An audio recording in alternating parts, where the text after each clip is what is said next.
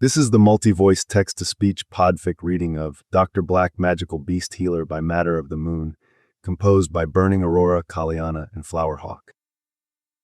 Chapter 1, Mr. Fluffy. It started with the doorbell ringing at Sirius's clinic in the last week of September. On the doorstep stood a man in his late 20s, cradling a cat basket to his chest. The cat looked at Sirius with fearful eyes and hissed. Sirius looked at the man. It was difficult to tell whether he was a muggle or a wizard from the way he was dressed. Trainers, blue jeans, and a fluffy cardigan, the color of the forest, with a few amber strands woven throughout, worn open over a warm brown t-shirt. However, the plaque on Sirius's clinic door was only visible to wizards. To them it read, Sirius Black Magic Beast Healer. For muggles it read, S. Black, no junk mail. Sirius was a little annoyed to have been distracted from his boring but necessary paperwork duty for nothing. However, he forced a professional smile, the one that looked fake but assured, and said, "Good morning, sir. I'm afraid this must be a mistake. We don't treat animals like this here." Hello, said the young man in the forest cardigan. Well, in fact, this one here got into an unfortunate magical interference, I'm afraid, and I thought I could solve it by myself, but I've been trying all the counterjinks I could think of, without results. And Fluffy's getting very distressed by now, as you can see. As if on cue, the ginger cat hissed again angrily. Sirius sighed.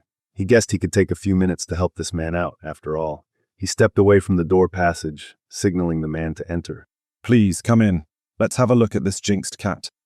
He led the way through the entrance and welcome desk, past the open door to his office, where the table was crammed with his discarded paperwork, and opened the door to the examination room. The man put the basket on the examination table. Sirius opened the basket with a flick of his wand. The cat remained inside. "Come on, Mr. Fluffy, let me see you," he said, in the gentle tone he assumed with animals, holding his hand out in front of the basket for the cat to sniff. Cautiously, Fluffy made his way into plain sight. Only the tail was still inside the basket now. The cat seemed perfectly normal, and Sirius grumbled in his head about the forest cardigan man who was wasting his time with a perfectly fine cat. The man stepped forward and grabbed his cat, cuddling him in his arms. See, the problem is that our little neighbor from the village is just 2, and a little bit of a pest with Fluffy, if I may say. He chuckled, and Sirius started to see what the issue was. The cat was now in the man's hold, 3 feet away from the basket. But it's beautiful, and indeed fluffy. Tail was still partly inside the basket. The man took 3 steps back, and the end of the tail was still not in sight. Sirius laughed good-heartedly. "Oh, Fluffy, what did this little bugger do to you?" He manipulated the tail, the cat meowing angrily again, until he could see the end. It was a good 10 feet long.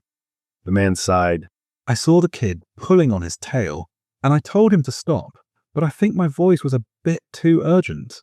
The boy got scared, and he spilt some accidental magic as a defense mechanism, still holding Fluffy's tail, and that's what we got. He shrugged. Sirius smiled. The story was quite funny after all, and the man seemed very sweet, albeit a bit awkward. "I see exactly what you mean. My Harry is 2 too, and his chubby little hands are a real menace."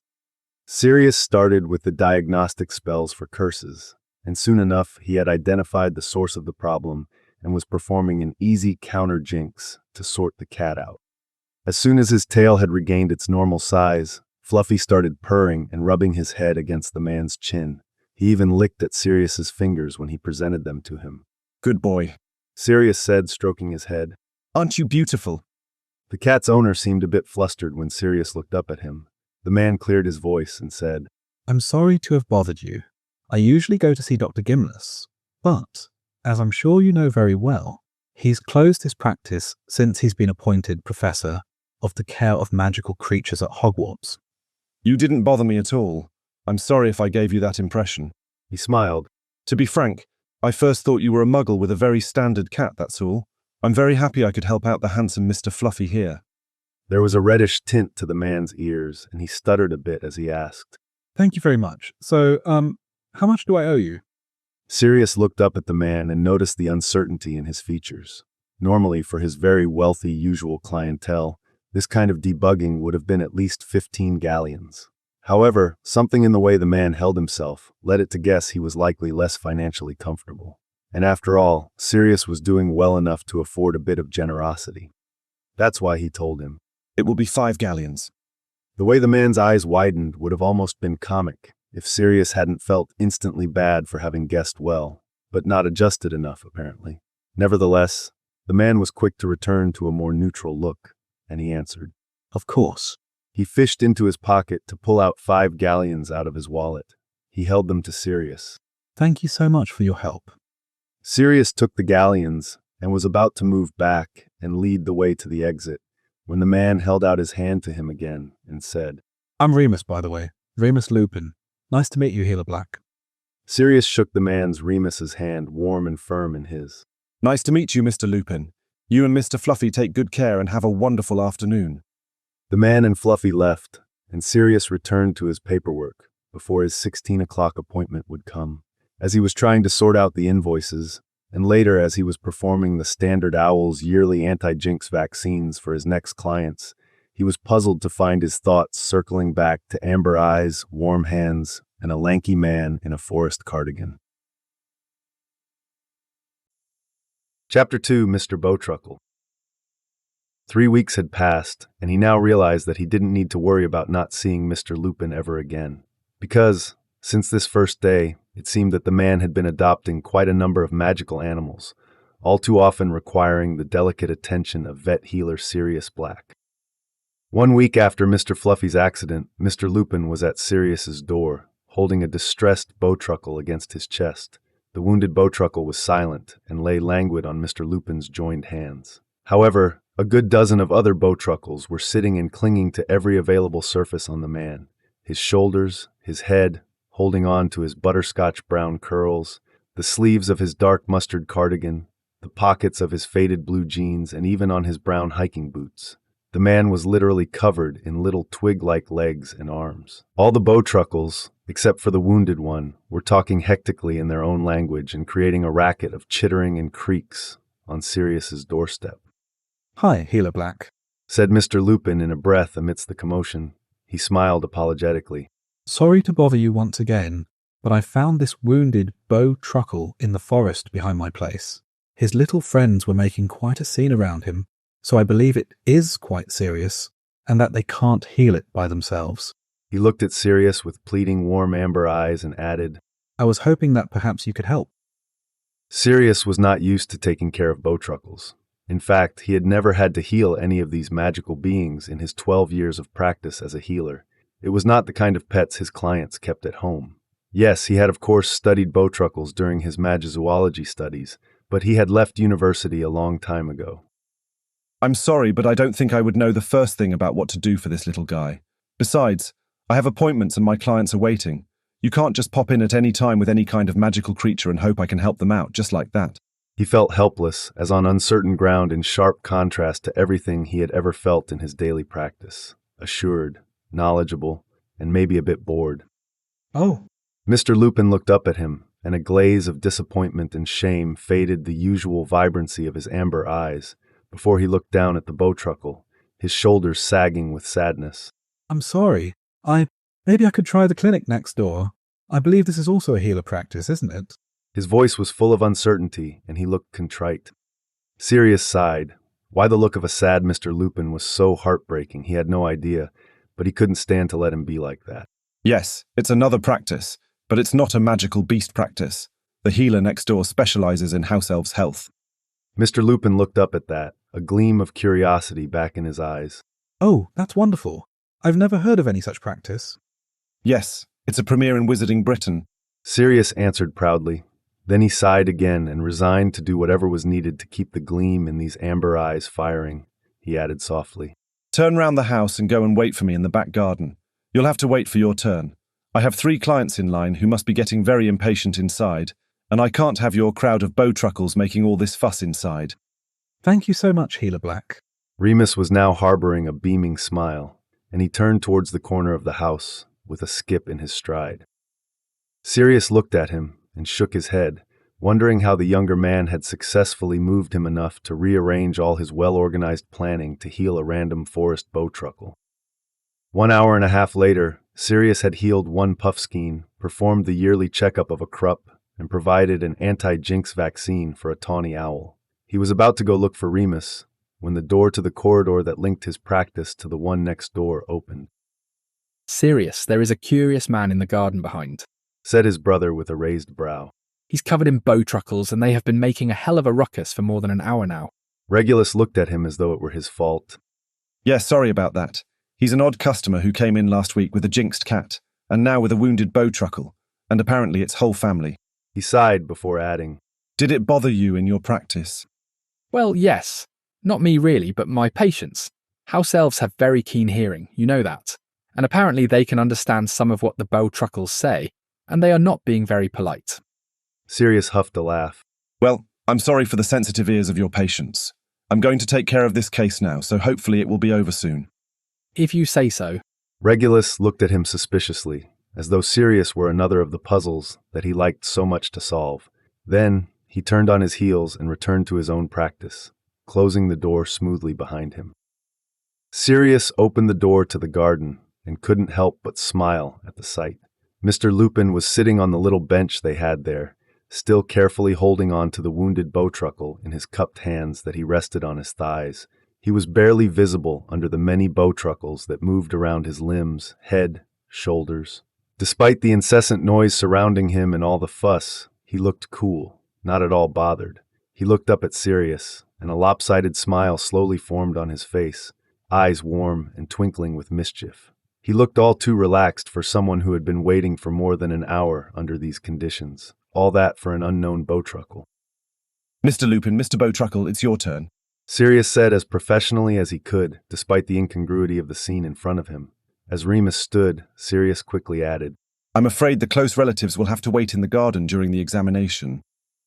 The crowd of bow truckles complained actively, but finally complied, and Sirius closed the door on them with quite a relief.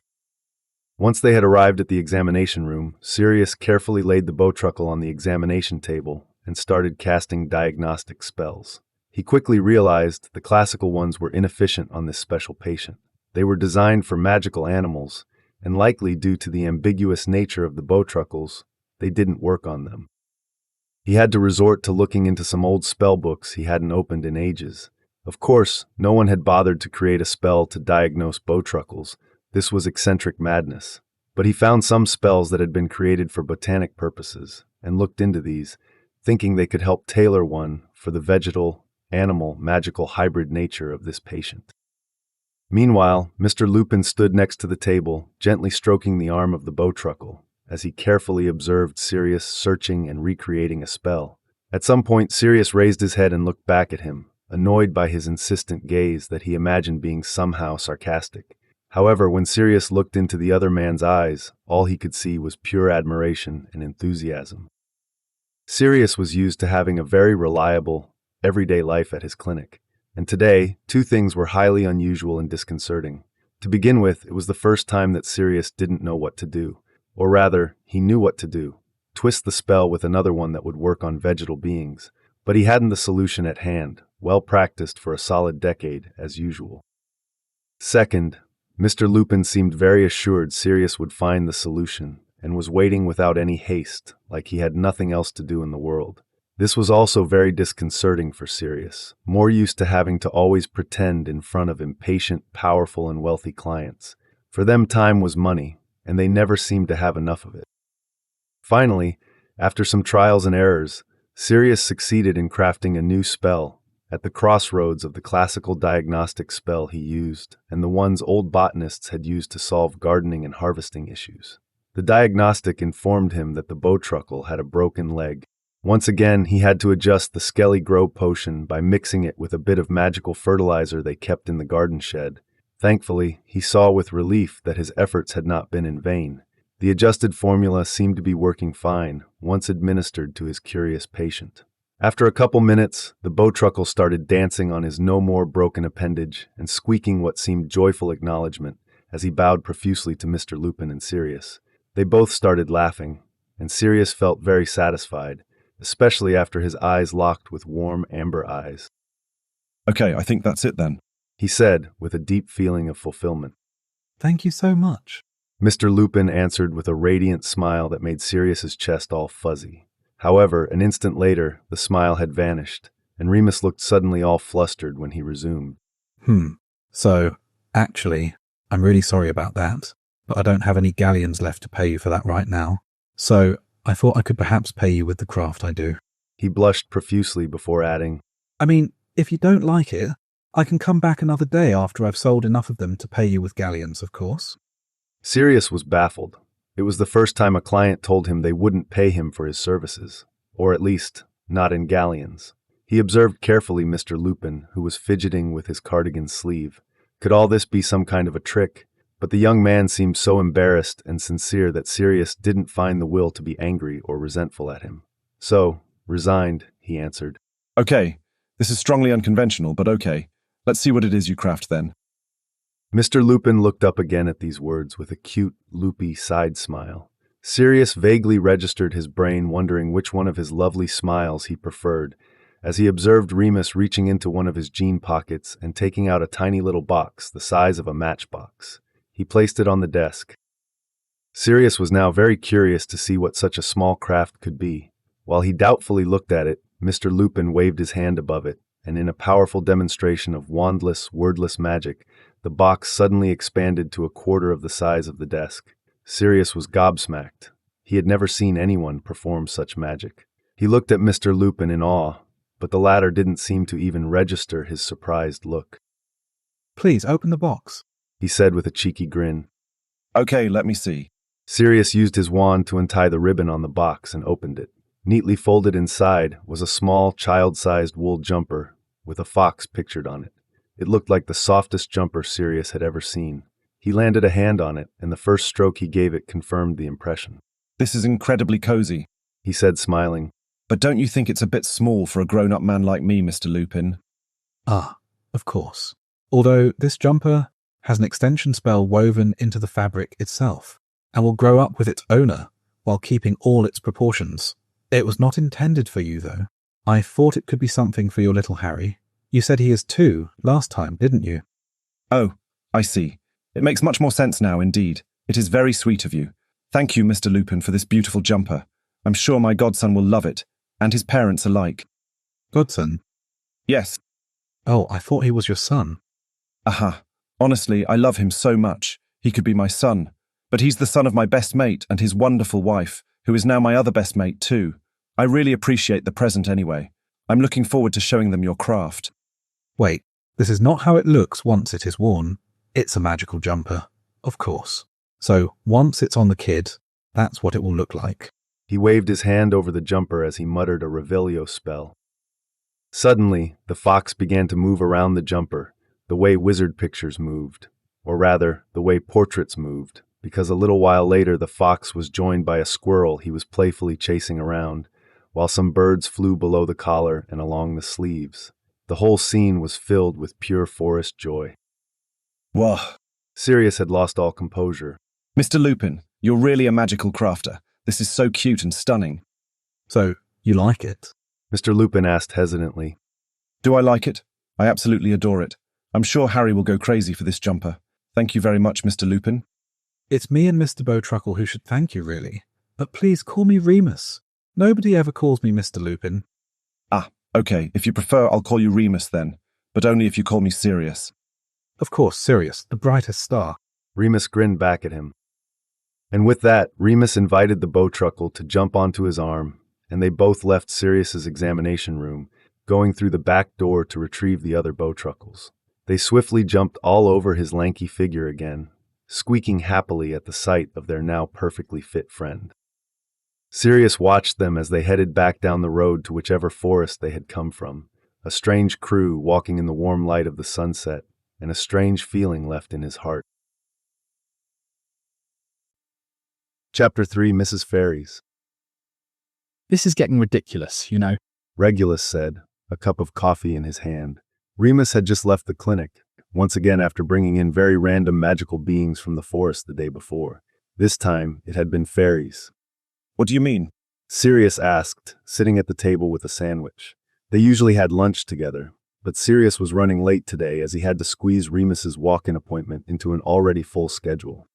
Well, isn't this the third time he's brought you a random patient from the forest? Have you looked at him? He looks like an overexcited puppy who would have brought a gift for his owner. Sirius huffed a laugh. He does look a bit like that. You're right. He always has so much expectation in his eyes when he comes, and then he seems so much in awe that I was able to solve the issue. It's kind of cute. Sirius was smiling to himself, remembering how joyful Remus had looked after he had cared for the niffler he had brought the other day. You're ridiculous too, you know that. Regulus said, looking at him in disbelief. What do you mean? Sirius repeated. Oh, you're such an oblivious git. You really don't see it. You're as gone as he is. He's courting you with his weird offerings and it works so goddamn well. I don't see what makes you say that. He's just a bit of a strange customer. But you know what? Just before he paid with Ditneys, and those are very rare and difficult to obtain, what he gave me was worth much more than all the appointments I've had with him so far. He's awkward, all right, but he's nice. And for once I see a client who deeply cares for the beasts, not just for their own pleasure and comfort, but for the sake of the beings themselves. Regulus cut him off. I know, that's exactly what I'm saying. I'm not criticizing you for liking him, you twat. I think you're both idiots, but that doesn't change my regular opinion of you. Thank you very much. Always nice to feel validated by your own family. Sirius replied darkly. That's a good point, actually. Family. You've become a magical beast healer in spite of them. You chose to follow your dreams no matter what. You fought for what mattered to you. You were such an inspiration to me. Your decision and obstinacy to go for what was right for you, despite all that they would say, was a driver for me. It is what made me realize that what I wanted to do mattered too, and that I could go for it, no matter what. Sirius looked at him with wet eyes. I'm so happy you left them and did your own thing, Reg. It's wonderful what you've created for yourself and for all these house elves. I'm so proud of you. Thank you, Sirius, but what I wanted to say is maybe less nice to hear, although I think you need to hear it nonetheless. You did all that, and I was also so proud of you. But then, you just reverted back. I didn't. Why would you say that? I'm nothing like them. Sirius said with indignation. Of course you're not, you twat. Let me explain. You did not revert to what they wanted you to be, but to this little boring routine, in which you do the job in a cold and repetitive manner. All these wealthy families, they only bring you standard cases that you don't have to use any brain cells to treat. Well, I'm sorry to learn that you find my job boring, Reg, but that's what it is about. I know most of the time, but you could do so much more, Sirius. This is such a waste of your brilliant mind. You're drowning in boredom, don't you see? I dare you to say that you haven't been deeply satisfied by these complicated, out-of-the-box cases that you had to solve for this guy. Remus. His name is Remus. Sirius sighed. Okay, yes. I can't say I didn't like the thrill of not knowing how at first, but still finding out a way to solve the problem. Sirius added, now elated by the story he was about to tell. Take this last case he brought me yesterday afternoon, for example.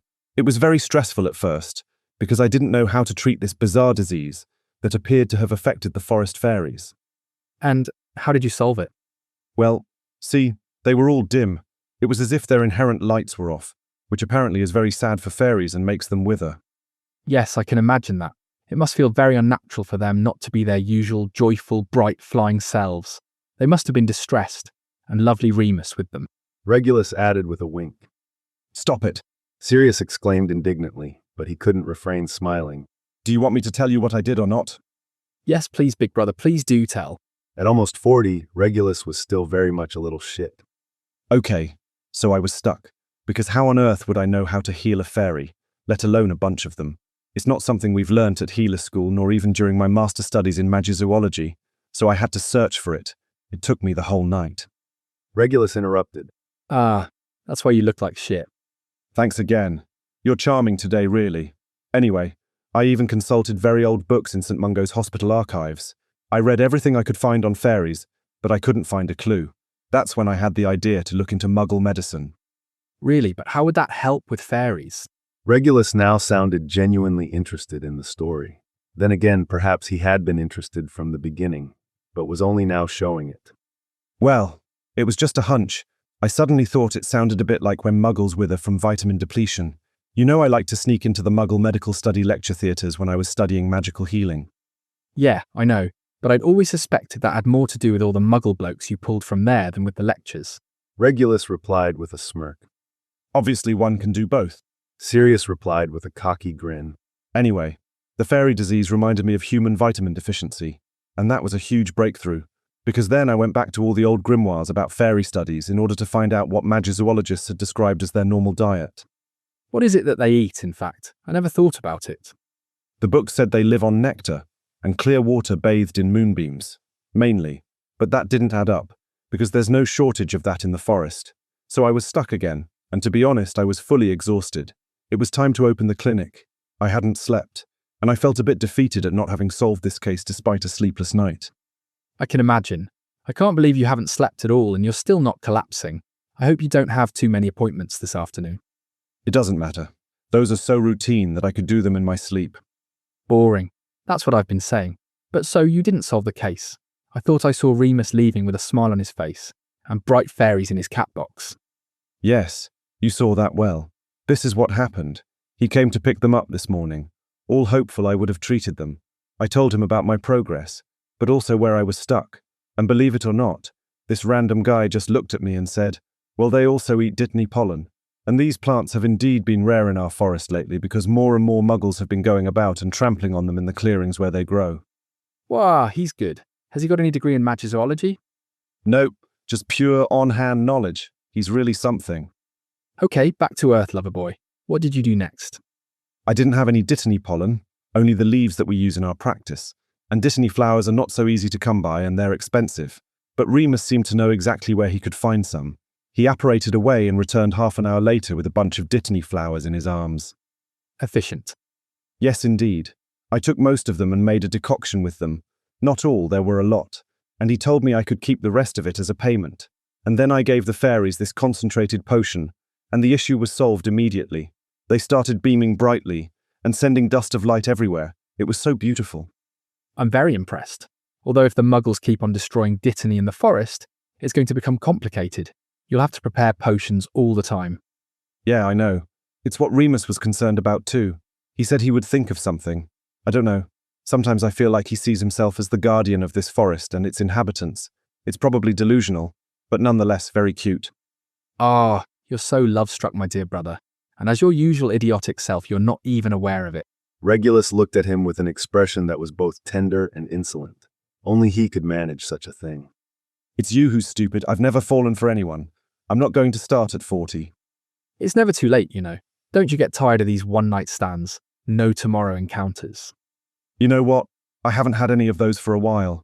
I don't think I need that anymore.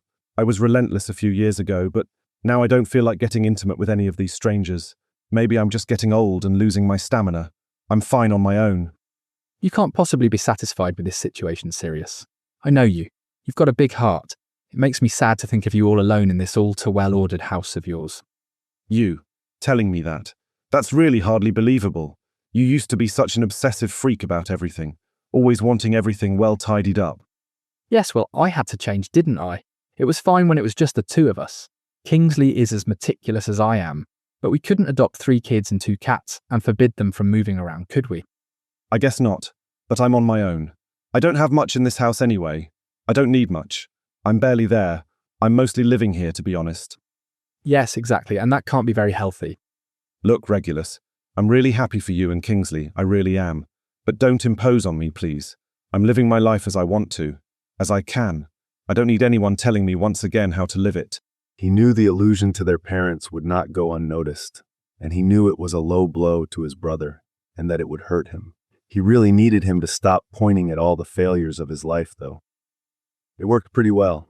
Regulus stood up, tidied his chair, washed his cup, and made to leave. Sirius now felt like an asshole. Look, Regulus, I'm sorry, I didn't mean it. Well, I did mean everything I said. I hope you sort your shit out. In the meantime, have a great afternoon, and see you tomorrow. And with that, he went back to his own clinic, closing the door behind him. Sirius sighed. He was exhausted now, and he still had 6 patients to treat that afternoon, all very boring cases brought by haughty clients. Perhaps Regulus wasn't all wrong after all. Chapter 4, Nobody. The next week started off normally. Sirius opened his clinic on the usual schedule, and the planning was full of the usual magical beast care for his usual clients. Everything ran smoothly, exactly as planned. By Wednesday, Sirius was bored to death. Each time the door rang, his heart was looping excitedly, only to be defeated at the view of yet another Wix in impeccable dresses with a very standard beast. By Thursday evening, he was jittery. By Friday noon, he was so frustrated that Regulus told him to Get his shit together. and went back to his own clinic instead of staying for their usual shared lunch. If you can't tell me why you're feeling low, dear oblivious brother, I think I'll let you stew in your own thoughts and hope a bit of introspection will do you good. Sirius finally closed the clinic on Friday night, lingering long after his usual closing time, with a heavy heart that he couldn't explain. He woke up miserable on Saturday. Maybe that was the one too many last glasses of whiskey he had drunk the previous night. Thank Merlin, James, Lily, and Harry were finally back from their holidays, so the weekend plan was all set. Spend as much time as possible with his soulmate and his cute family. They weren't accused of codependency for nothing. He would willingly plead guilty as long as he was allowed to bask in James's friendship. Honestly, Lily was also sort of his family by now, in a funny, bantering manner. Black, of course. She deadpanned when she opened the door to him at 11 a.m. on Saturday. 2 weeks without your husband was way too long. Sorry to have overstepped in your relationship. Hey, Lily, darling. You know I missed you too. He grinned. Yeah, of course. She answered sarcastically as she hugged him. Anyway, good timing. We were just about to have a nice brunch. Please make yourself useful and go set the table with James. Harry and I will put the finishing touch to our pancake craziness. Her tone didn't allow for argument, but her smile was as bright as could be. That was Lily for you. Full of wit, yet generous and loving towards her cared ones. He knew he was very lucky to be one of them. Sirius hurried toward the large kitchen, where James was indeed gathering plates to set the table. They almost all fell to the ground when James saw Sirius enter the room, eager as he was to rush to him and crush his bones in a strong and long hug. 2 weeks, man. That was way too long. Next time you must come with us. Sirius laughed. How was Brittany, though? Honestly, it was a bit too much like here. Rainy and green. But we had great fun learning about the history of magic there. We visited lots of ancient magical sites, and Harry was really interested. He's so clever. Sirius nodded. Harry was only 2, but anyone could see how curious and smart he was, just by looking into his bright green eyes. Talking of whom, Harry tumbled into the room and into Sirius's arms, which had barely been freed from James's hug. Wow! Harry, you've grown so much in just these last 2 weeks. How was France? We saw the Forest of Morgan. She was a great witch. And we saw lots of big magical stones. They weren't on the ground. They were standing up. It was amazing. We could feel the magic all around. Harry said, full of enthusiasm and babbling words. Wow, Harry. That must have been amazing indeed. It was, said Lily. Harry has made lots of beautiful drawings of all that for you. We've got a good pile of them for you to take home. She winked at him, because nobody knew what to do with Harry's very scratchy drawings, which he produced at lightning speed, but which were never to be discarded. Their morning went on very nicely. After a delicious brunch, Harry pulled out his Lego box and started playing with them under the table, while the grown-ups enjoyed coffee and a bit more structured discussion. And what have you been up to these last 2 weeks without us, mate? James asked. Anything new to report? Any clients being an ass to you? Nope.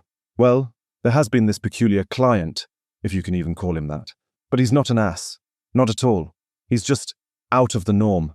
In fact, he's even quite nice and interesting. Oh, do tell us more, said Lily, pulling her chair closer to him, eyes glimmering with interest. It's not like that, Lily. I didn't say anything. You made an assumption.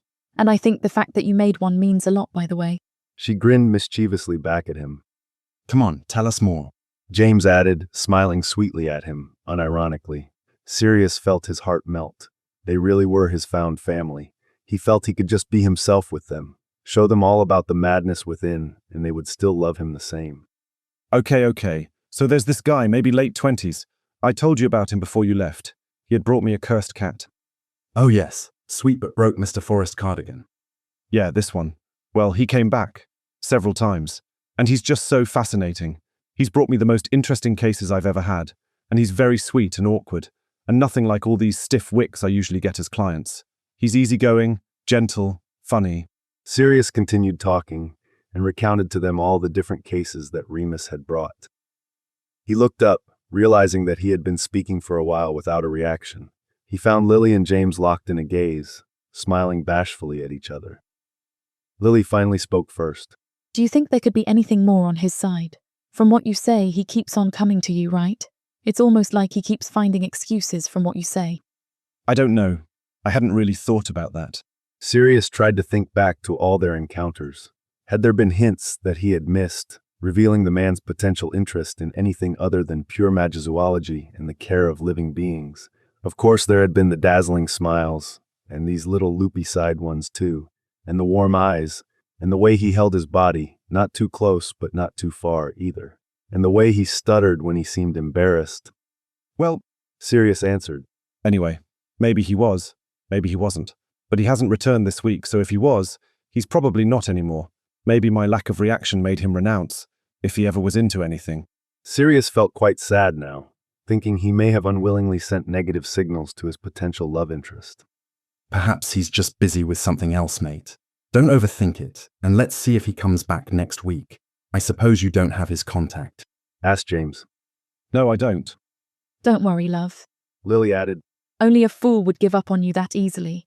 You may have not sent clear signals that you were interested, but we know you. The way you talk about him, I'm sure you were nice to him. Yeah, you're both right. I just have to wait. Sirius sighed. Suddenly, remembering one last thing he hadn't reported, he searched his pocket and pulled out the box Remus had given him for Harry. I almost forgot. He gave me that as payment at one of his visits. It's for Harry. Using the same enlargement spell that Remus had done, but with a wand, because Sirius had never practiced enough wandless magic to perform such a trick, he presented them with the handmade arty jumper. They all looked at the magical patterns, a wild variety of little forest animals, magical or not, coming in and moving around the jumper before settling in a place for a while or going out of frame again. Lily was the first one to regain her speech ability after their moment of astonishment and marvel. In an urgent tone, she asked, Sirius, did he say he made that himself? Yes, apparently that's how he makes a living, by making crafty things and magical jumpers. You have no idea who he is, do you? Lily's voice had risen in pitch, and her cheeks were pink. She looked like an overexcited teenage girl in front of her favorite music band. What do you mean, love? James asked. Do you know him? Lily laughed almost maniacally as she looked at both. If I know who he is. But every witch mother knows about him. He's the most sought-after magical baby clothing creator in all of Wizarding Britain. He's a legend. Really? Both Sirius and James looked baffled. Yes, really. He's the one everyone whispers about, around the sandpits and merry-go-rounds. He makes these beautiful jumpers and absolutely brilliant baby mobiles. He's the first one to have thought of getting inspiration from the things muggles do for their kids and mixing them up with magic. He must be so smart. An icon. The magic he uses is amazing, full of innovation, and with the most tender magical scent. Can't you feel it around the jumper? And indeed, now that she had mentioned it, Sirius could feel as if a light, sweet, and warm sensation emanated from the magic jumper. I didn't know his name, only his company's name, Moony. He's very secretive and seems to crave privacy, but I know where to send owls with orders and payments. Sirius gasped silently at that, but Lily didn't notice. She was lost in thought. She sighed. Unfortunately, he's not making any of his crafts quickly enough, and there's a very long waiting list. You basically must order as soon as you find out that you're pregnant, if you want the jumper for your kid's first birthday. So this one is very precious, she added, stroking the jumper lovingly.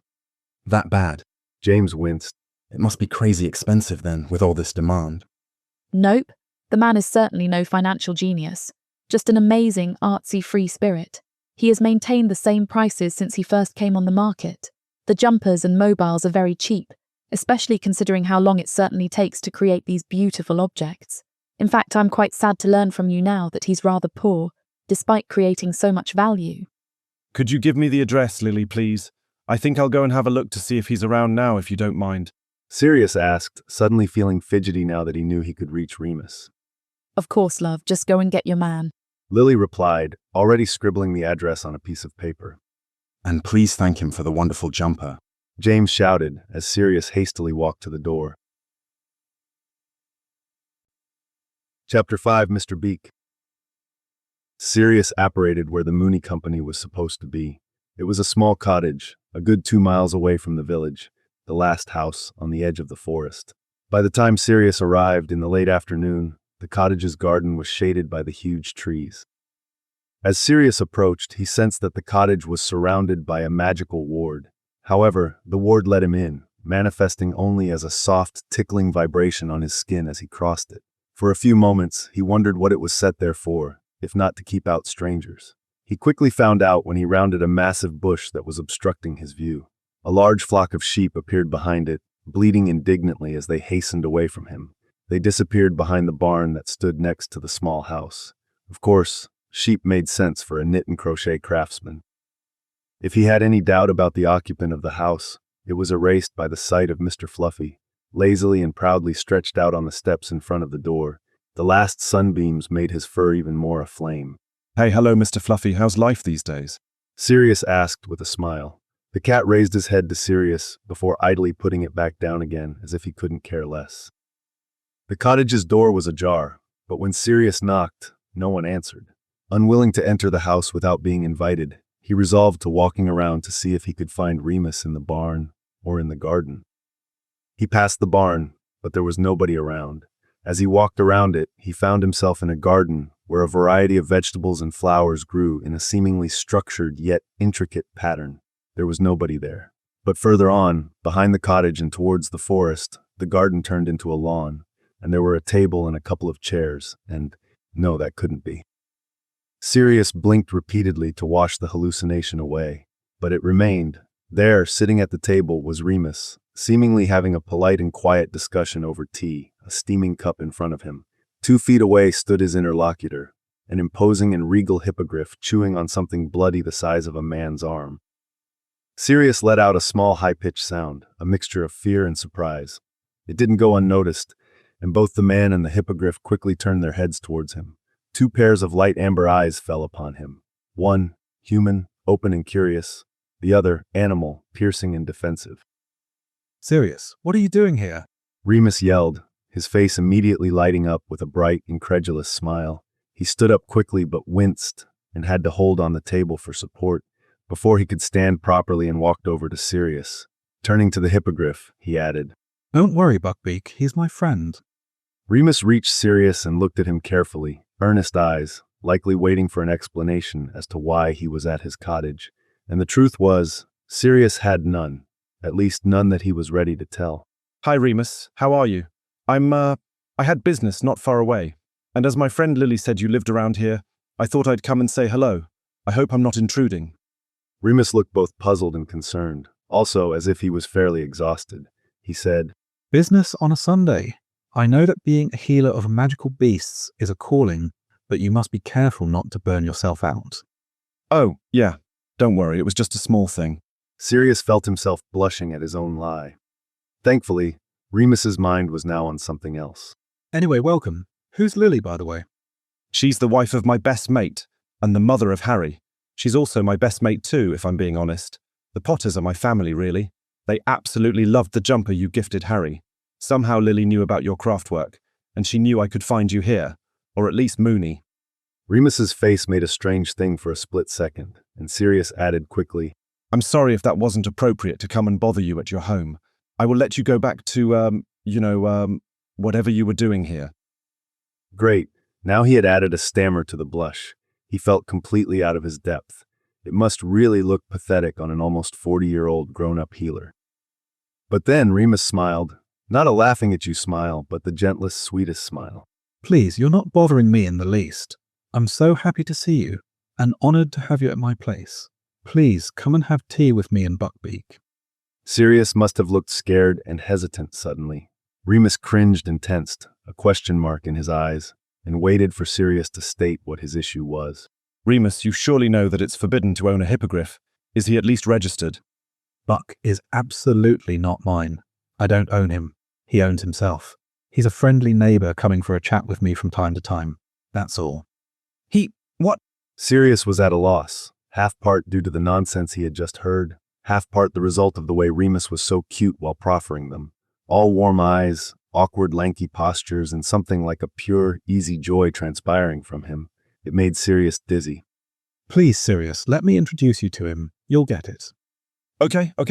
Sirius answered, once again resigned not to be able to refuse anything to this interstellar anomaly, who kept on putting his whole world and regular behavior upside down. They arrived in front of Buck, and Remus excelled in a very formal and polite introduction, as was to be done with hippogriffs, of course. Sirius bowed reverently, and thankfully Buck reciprocated. And now they were indeed having tea all the three together, as if it was the most normal thing. Sirius felt he was in Wonderland, where the strangest things happen and everybody seems to find them mundane. After the stress of the presentation to the hippogriff, always a critical moment, Sirius started to relax back in the metallic garden chair, helped by small sips of the delicious tea and the very herbal puffs of smell that came from the nearby parcels, some of which looked suspiciously like the plants muggles like to use as recreational drugs. That's when Sirius started to notice things. Remus looked tired, very tired, sleepless, tired.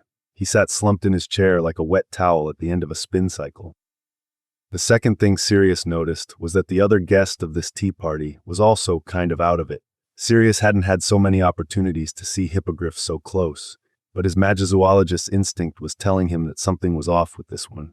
As Beak tried to eat the piece of meat Remus had given him, he shuddered from time to time.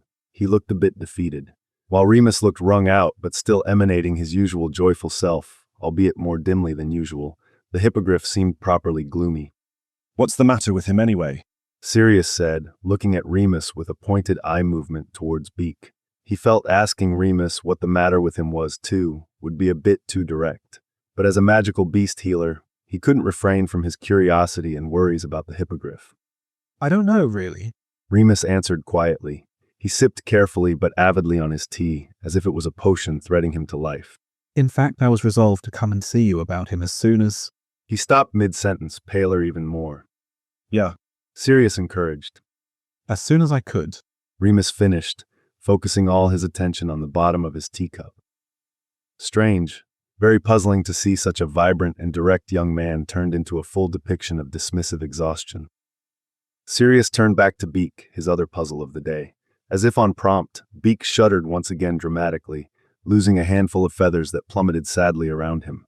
The huge beast let out a deep, noisy sigh and set himself down on the ground. Sirius put back his cup on the table and stood resolutely. Let me have a look at you, Mr. Beak, he said, bowing to the hippogriff. Will you allow me? He waited patiently. The hippogriff looked at Remus, a question mark in his animal eyes. Remus answered him. You can trust him, Beak. He's my friend, and he's great with magical beasts. Beak turned back towards Sirius and bowed his head.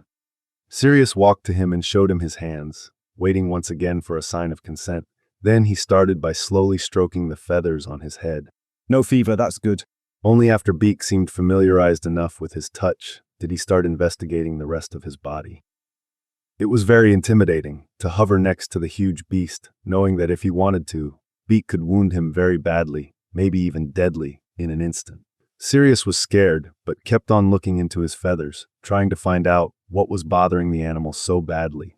At some point, Remus joined him, standing next to him in between him and the hippogriff's deadly beak, while murmuring sweet nothings to Beak. Sirius was grateful. He felt safer, and he could concentrate better. Suddenly, it made sense. The diagnostic clicked on. To test his hypothesis, he took his wand and cast a quick revealio, one that could unveil invisible magic beings. And there they were. Magophages. Hundreds of tiny magic suckers attached all over the hippogriff's skin, comfortably settled between his feathers. Here you come. Mr. Beak, you're infested by magophages. Nothing too bad. We can treat you quite easily, although the treatment is a bit tedious. Anyway, it explains why you felt tired and worn out. Now that we know that you'll feel much better very soon. Sirius felt quite exhilarated to have properly diagnosed the hippogriff. He conjured a bag and started immediately casting the spell that attracted magophages to the casting wand. He meticulously and repeatedly cast the spell over each inch of the hippogriff's skin, driving his wand after each spell to the bag where he made each magophage fall. After some 10 minutes, he had only treated the top of the left shoulder of the hippogriff. Remus looked at him and said, Why don't you teach me this one? I could start on the other side, and maybe we'll finish in time for dinner. Do you feel up to it? Sirius watched him carefully. The man looked so exhausted that it was a miracle he could stand. Sirius added, In fact, you know what? I should check you out. These buggers usually don't get attached to wicks, but you look so tired. It's not impossible you got some yourself. I don't, answered Remus casually. and I'd rather you not cast spells on me if you please. he added pointedly. Sirius nodded. He was in no place to impose. He was a beast healer after all, not a Wix healer, nothing appropriate for a wizard such as Remus. Okay, let me teach you the trick to get them out then. So, these buggers are attracted by magic, right? So, what we need to do is diffuse a little bit of dense magic with our wands, and that attracts them irresistibly. And then you pull them in the bag. The downside is that you have to do it very thoroughly all over the body. That's it. Sirius explained further. Yes, but we will have to repeat this every 7 days, 2 more times, to get rid of the little ones too. They are not yet attracted by magic, and just attach until they mature into adult magophages. So, we'll need to catch them once they get to their adult stage, which takes up to 2 weeks. Seems easy enough. Any type of magic emanating from the wand will do. Yes, I like to use Illumos for the fun of it, but anything could do, I guess, as long as it's cast with enough magic. Remus conjured another bag and started working on the other side of Mr. Beak. They worked in silence, only broken by the beak's huge size, which first sounded like exhaustion and sadness, but progressively changed into relief. Beak seemed to rapidly benefit from the treatment. It was very motivating to see him relax a little and rest, as he waited patiently for them to make their way around his body. After almost an hour, they finally started to close up on the rear end of the huge animal, and started to see each other above his back. The October sun had sunk behind the forest, and the lawn was long gray shadows in front of the dark tree edge where the night had already made its kingdom. The air was cooling by the minute, but they needed to finish their methodical inspection before they could call it a night and get into a warmer place. In the twilight, Sirius admired the dexterity with which Remus cast spells after spells and pulled the magophages out of the feathers and into the bag. As he came closer, he suddenly stopped to look at him, wondering if he had guessed right. Are you casting warming charms? Remus looked at him, surprised. Well, it's getting colder, and you said any magic would do so. Sirius laughed heartily. Of course, the man was the loveliest man he had ever known. Even when casting a spell to remove tiny magical parasites, he would use the most graceful way to do it. In fact, warm was the adjective that described Remus the best. Sirius felt giddy, and he couldn't stop giggling. Here and then he realized that he felt the lightest he had been since, well, maybe since he had been a boy, ravished by all the beautiful and clever magic he had found in Hogwarts, so different from the dark and rigid magic he was used to in his parents' home. What?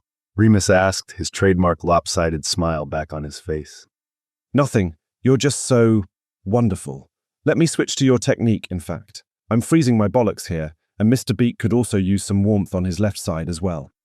They finished up the care and closed the 2 bags full of magophages carefully. What do we do with those? Remus asked. I'll send them to St. Mungo. These magophages are used for medicinal purposes.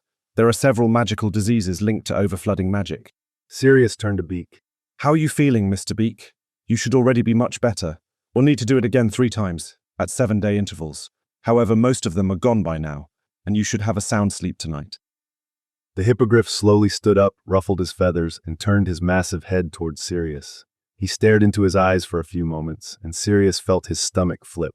But then Beak bowed his head and gave him a soft headbutt on his torso, as an invitation to pet his head. Sirius obliged. Losing his fingers in the soft feathers over the head, he reflected on the last 2 hours that had been spent on helping this majestic beast. A sense of achievement and pride washed over his body. Come on, let's make dinner. Remus interrupted. Beak raised his head and Remus added, Yeah, I've got a treat for you too, buddy. Chapter 6, The Last Cottage Before the Forest. After he had thrown some game meat to the hippogriff, and they had all saluted each other, the way hippogriffs like it, the 2 wizards made their way towards the cottage. As they were approaching the door, Remus waved his hand, and tiny lights magically switched on all over the place, their light twinkling through the windows and giving the house an airy aspect in the huge shadow of the forest. They entered, and Sirius looked around in wonder. Remus's home was enchanted and enchanting. Sirius had seen several wizards' homes and Hogwarts Castle. He thought he knew what magic could look like in the mundanity of a house. Dark and mystical at Grimmauld Place, warm and familial at the Potters, theatrical and often alluring at Hogwarts. The cottage was magical from the floor to the roof. The scent and vibrations of the magic surrounded him. warm, a little spicy, rich and light at the same time. The lights were adapting to the moment and their need and moved magically to illuminate in the most appropriate way to the place they stood. In the entry, they bathed them in an inviting glow. A few steps further in the house, Sirius entered a rather big room, which was part kitchen, with a beautiful wood table, and part living room, with what looked like a comfy sofa and other armchair around the fireplace. A thick rug with rich colors and patterns occupied the space in the middle of this living room. Here the lights were soft and rather contrasting with the way they floated, multiple and efficiently bright above the cooking counter. Okay, let's make some dinner for you. Our hippogriff's savior. What do you like? Remus said, striding toward the kitchen space. Oh, I'm not fussy. Do what you had planned for you. I'll be more than fine. It's really nice for you to invite me in. It's the least I could do. Remus answered. You've just spent your Sunday afternoon picking up magophages for my friend. I really ought to make it up to you with something good. Let me think. He paused for a few moments and then said, I can't decide, but I know what will. With a wave of his hand, he conjured a cookbook, the kind that consists in an assemblage of hand notes filled with lovely practiced family recipes. The same kind Effie had received from her mother, compiled with the one Monty had received from his father, and given to James ceremonially when he had officially left the familial nest to go and live with Lily. Remus muttered a spell to the book, and the book started holding itself on the counter, walking in oblong circles along it, and concerting with the cupboards and the magical freezer. Their language was nothing intelligible for humans or wizards, but it was obvious they were dialoguing, one through the rustling of its pages, the others by cracks and creaks of their doors, opening and closing in an irregular rhythm. After a few minutes of this spectacle, they seemed to calm down, and the book sighed with satisfaction before laying itself open on a given page. Remus said, looking at it. It seems we have everything we need here to make a moussaka. It's an eggplant-based dish from Greece. Does it sound appealing to you? Yes, it sounds great. Sirius was so enthusiastic that it sounded childish to his own ears. But the truth was, everything happening in this house so far awakened his inner child, a feeling of awe he had not felt for a long time. Everything about Remus, his behavior, and now his house, was moving him deep in his soul. He felt invited to Wonderland, and it was an invitation he wouldn't refuse for anything. As if on cue, Remus came towards him. Sirius was still standing a bit further away from the kitchen zone. He had been so astonished by the whole scene with the cookbook that he had stood there, watching from afar. Remus took his hand, and it was soft and warm. He pulled him towards the kitchen, conjuring a high stool to have him sit next to the bench. With another wave of his hand, 2 generous glasses and a bottle of wine came. A wine with a deep red hue was poured over. Please come keep me company while I cook. As Remus turned to the kitchen bench, he summoned the ingredients and began ordering the cooking tools around. Suddenly, there was music too, coming from a very muggle but very enchanted record player. The sound of a saxophone resonated in the room, and the coziness of it all reached yet another level. They lost themselves in an easy chat about all and nothing, from the ancient magic in Greece because of the moussaka to French Brittany, Sirius retelling the Potter's holidays. So I take it that you love jazz? Sirius asked after sometimes. For someone so infused with magic, Remus seemed to know a lot about Muggle music, given the record player and the many vinyls next to it. Yes, I do. My mother listened to a lot of it when I was a child, and it wove into me. It sounds like home. Mum's cuddles and warm kitchen do me. Is your mother a Muggle then? She is, although I think the way she loves is proper magic. I mean, I know you're a pure blood by your last name, so I don't know if you're open to this kind of discussion, but I personally think Muggles do the most intricate, deep magic. I am totally open to listen to new theories about Muggle magic. Sirius affirmed. But you need to tell me more, because I'm not so familiar with Muggle magic. Well, it's not really a theory. I just think that magic relies on very deep feelings, some of which we share very largely with Muggles. So, in a way, they have the deep background for it. It just doesn't fully manifest the same way. Okay, I'm still not sure what you mean. Remus paused his cooking and turned, amber eyes connecting to Sirius's. Love is one of these strong forces that we all share, for example. It can drive magic, for Wicks, and it can also drive things in Muggles that are almost like magic, like thinking about each other at the same time, despite being miles away. Sirius fed from Remus's clever words. I guess you have a point, He murmured. I'd never thought of that. Remus pursued. And you also have the power of words. In our wizard world, words are used for creating incantations, and those can, in turn, create things like conjure them or change them, like with a charm or transfiguration. Muggles can't do that, obviously, but what they can do is create a universe in their mind's world.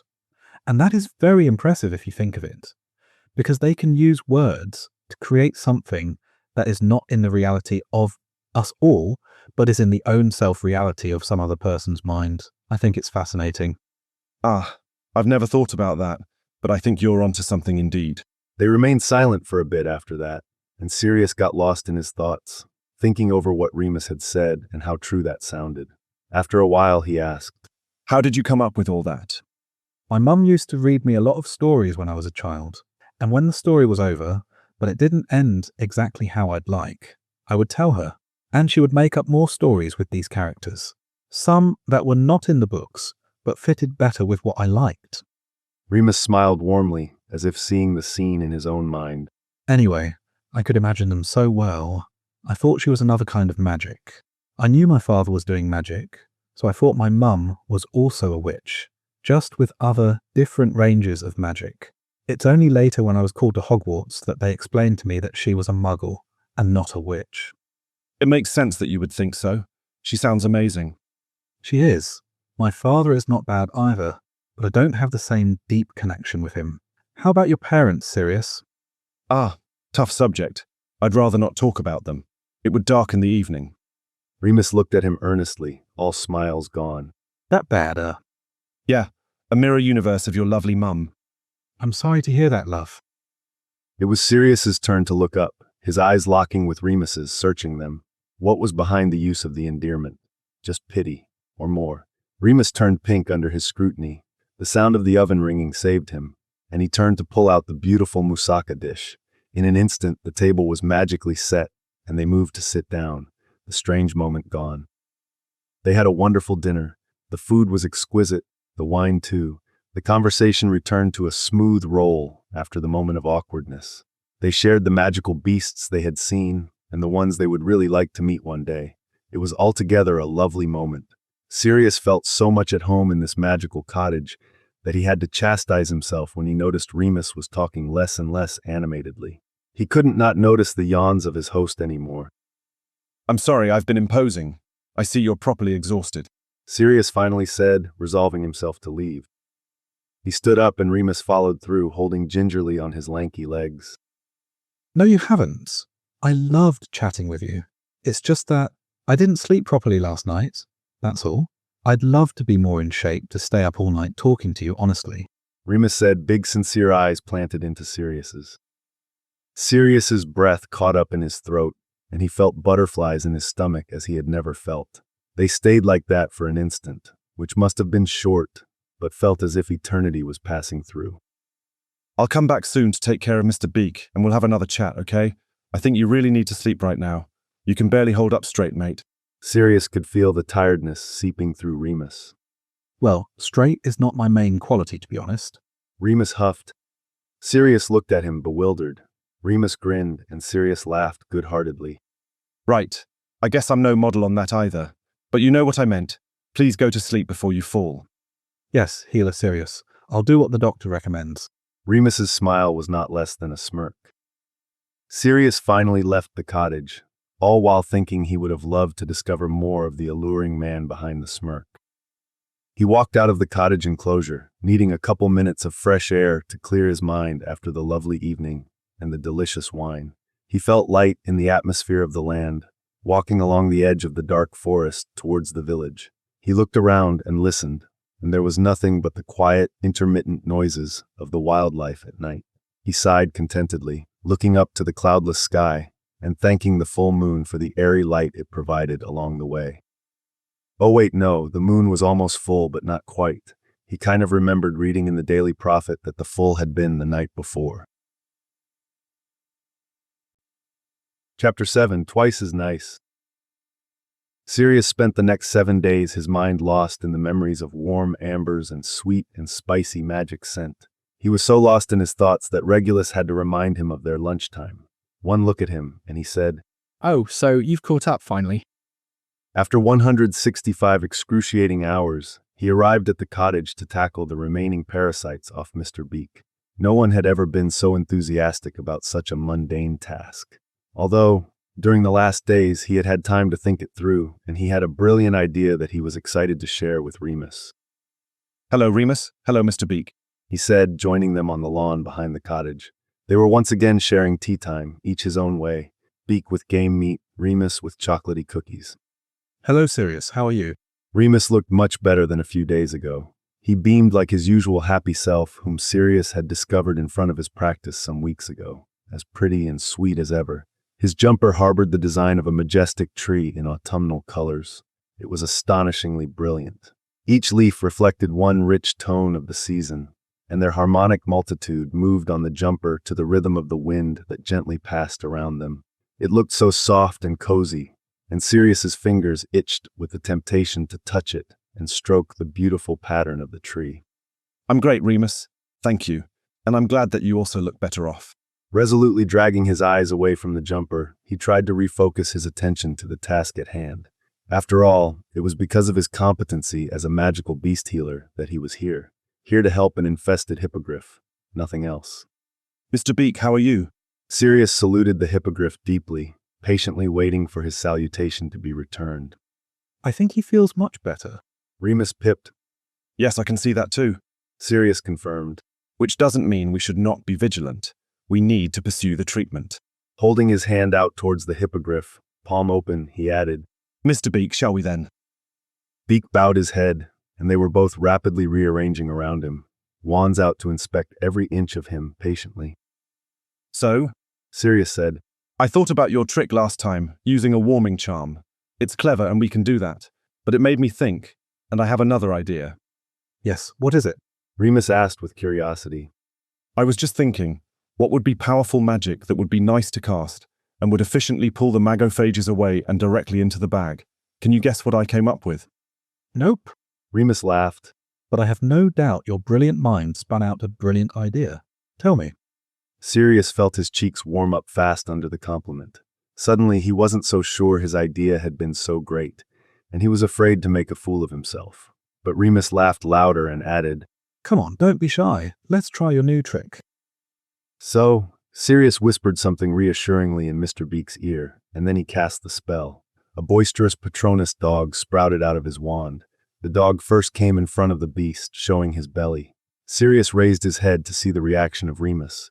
He had a dopey smile on his lips and looked at the dog with awe. Beak snorted and nodded his head, and the light dog ran mischievously around the hippogriff, full of joy and energy, brushing against him repeatedly before fading away in the form of a light fume and entering the bag Sirius held in his hand. See, easy peasy. Sirius said, feeling childishly proud of the clever trick. Now your turn. He added, almost expecting a round of applause from Remus. But when he looked up to him again, the smile had disappeared from his face, and he looked rigid and tense. What's the matter with you, Remus? Something happened. Remus answered with a forced voice. No, I'm fine. I don't think it's a great idea, to be honest. I'm afraid we're going to miss some of them. The dog is too small compared to the hippogriff. He can't reach all his feathers.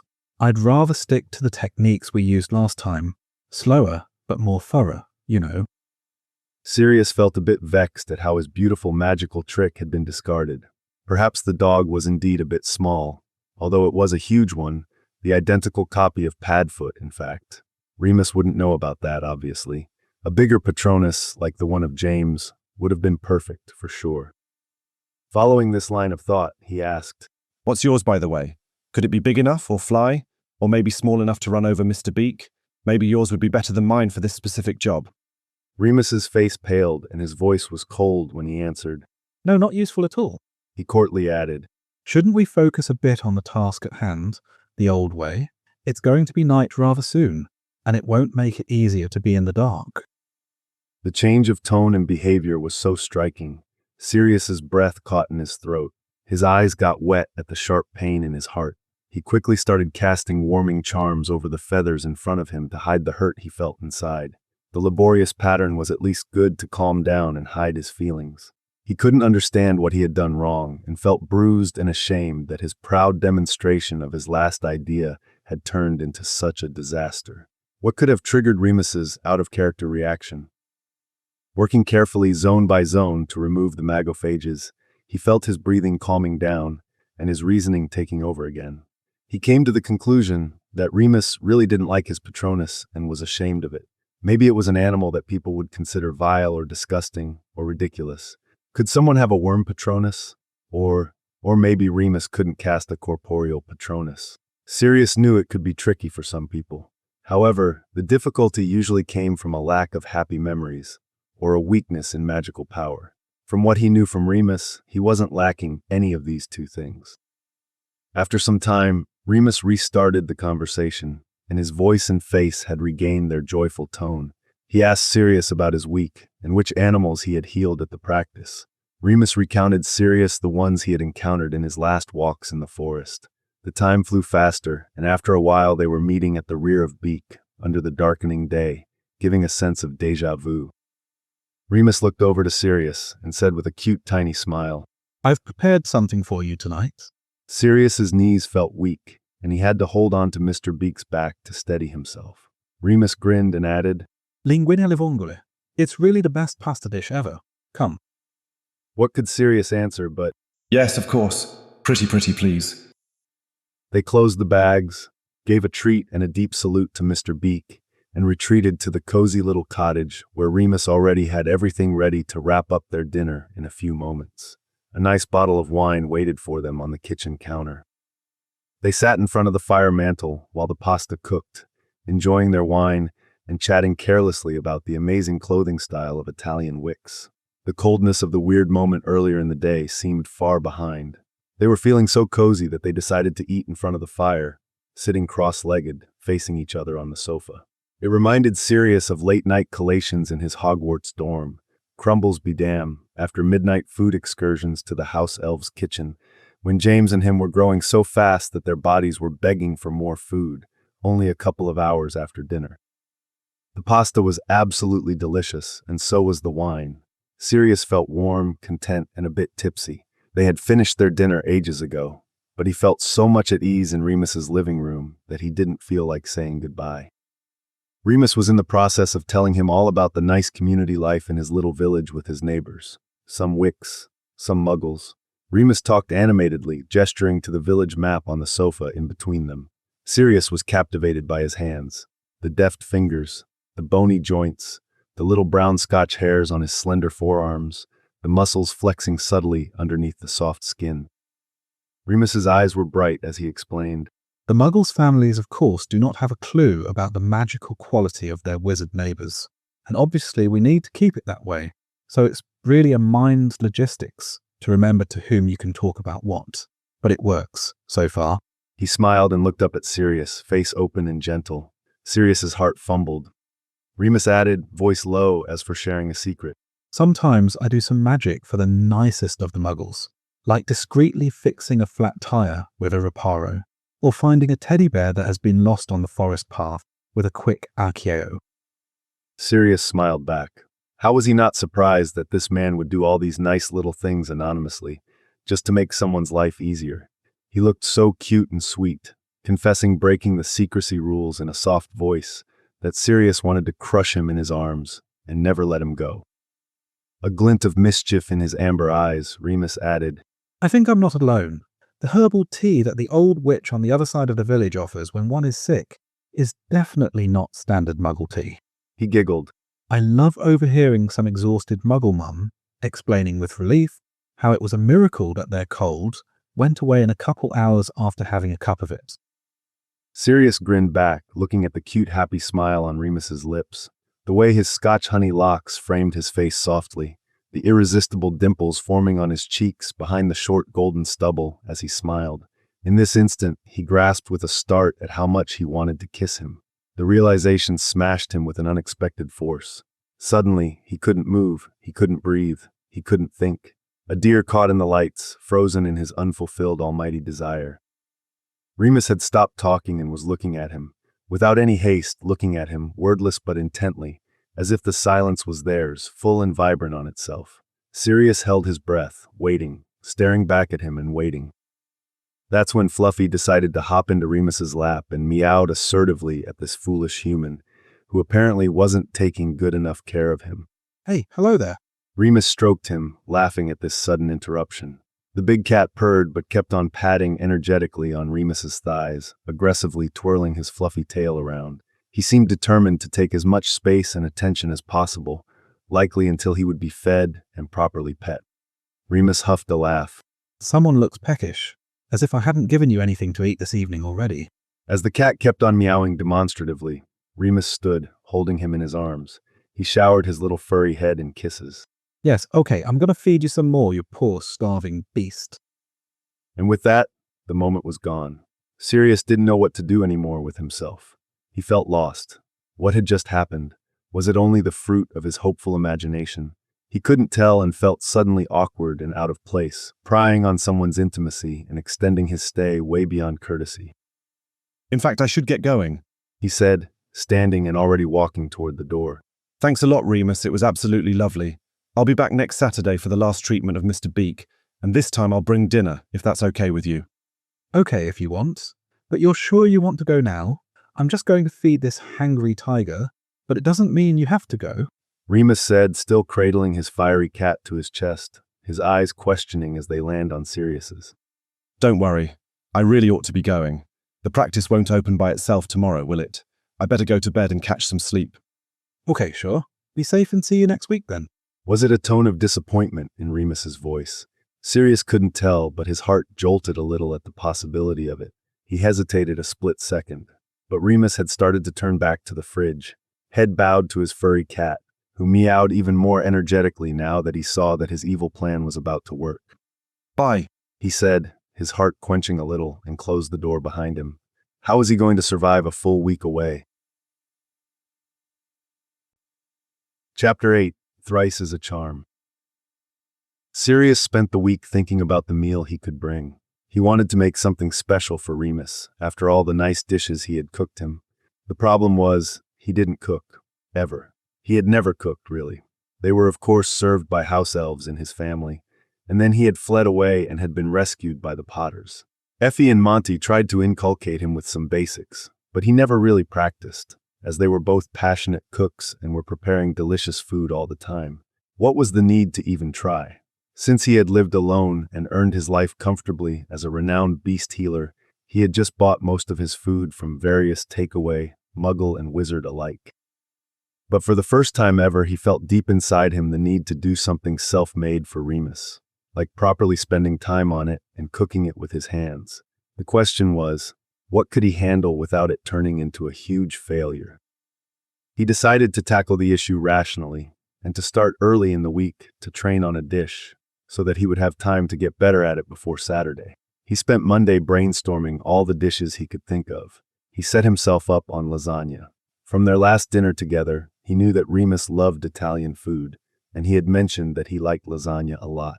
Also, the temperatures were dropping rapidly, and it would be a good autumnal meal to warm up after Mr. Beak's treatment.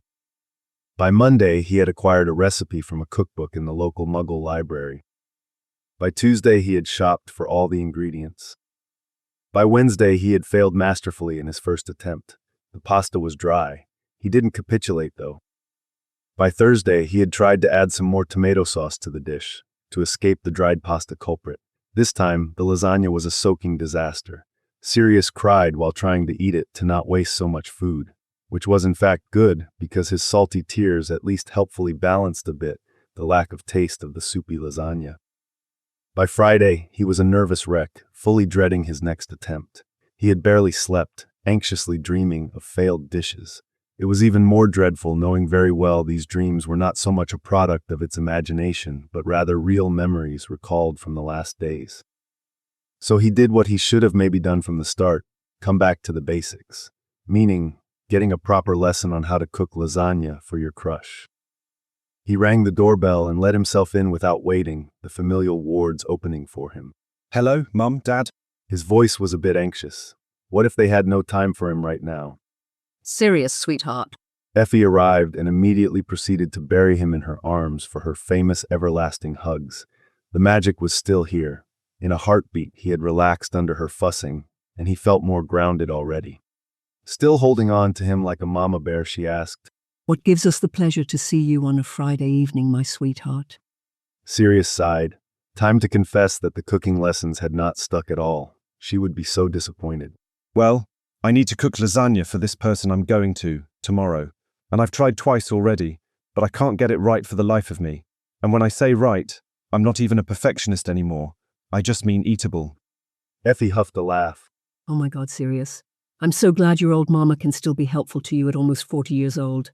But really, Her eyes beamed playfully with glee, and she was trying so hard not to laugh even louder in his face that she was starting to get very red and almost crying. Stop making fun of me. I know I'm a kitchen disaster. Help me instead of laughing at me. He whined pathetically. Effie stood slightly away from him, still holding on his arms, so as to not break the hug fully. She looked at him with tender eyes, and a gentle smile replaced the grin on her lips. no worries, my darling. We're going to get yourself an expert in lasagna in no time.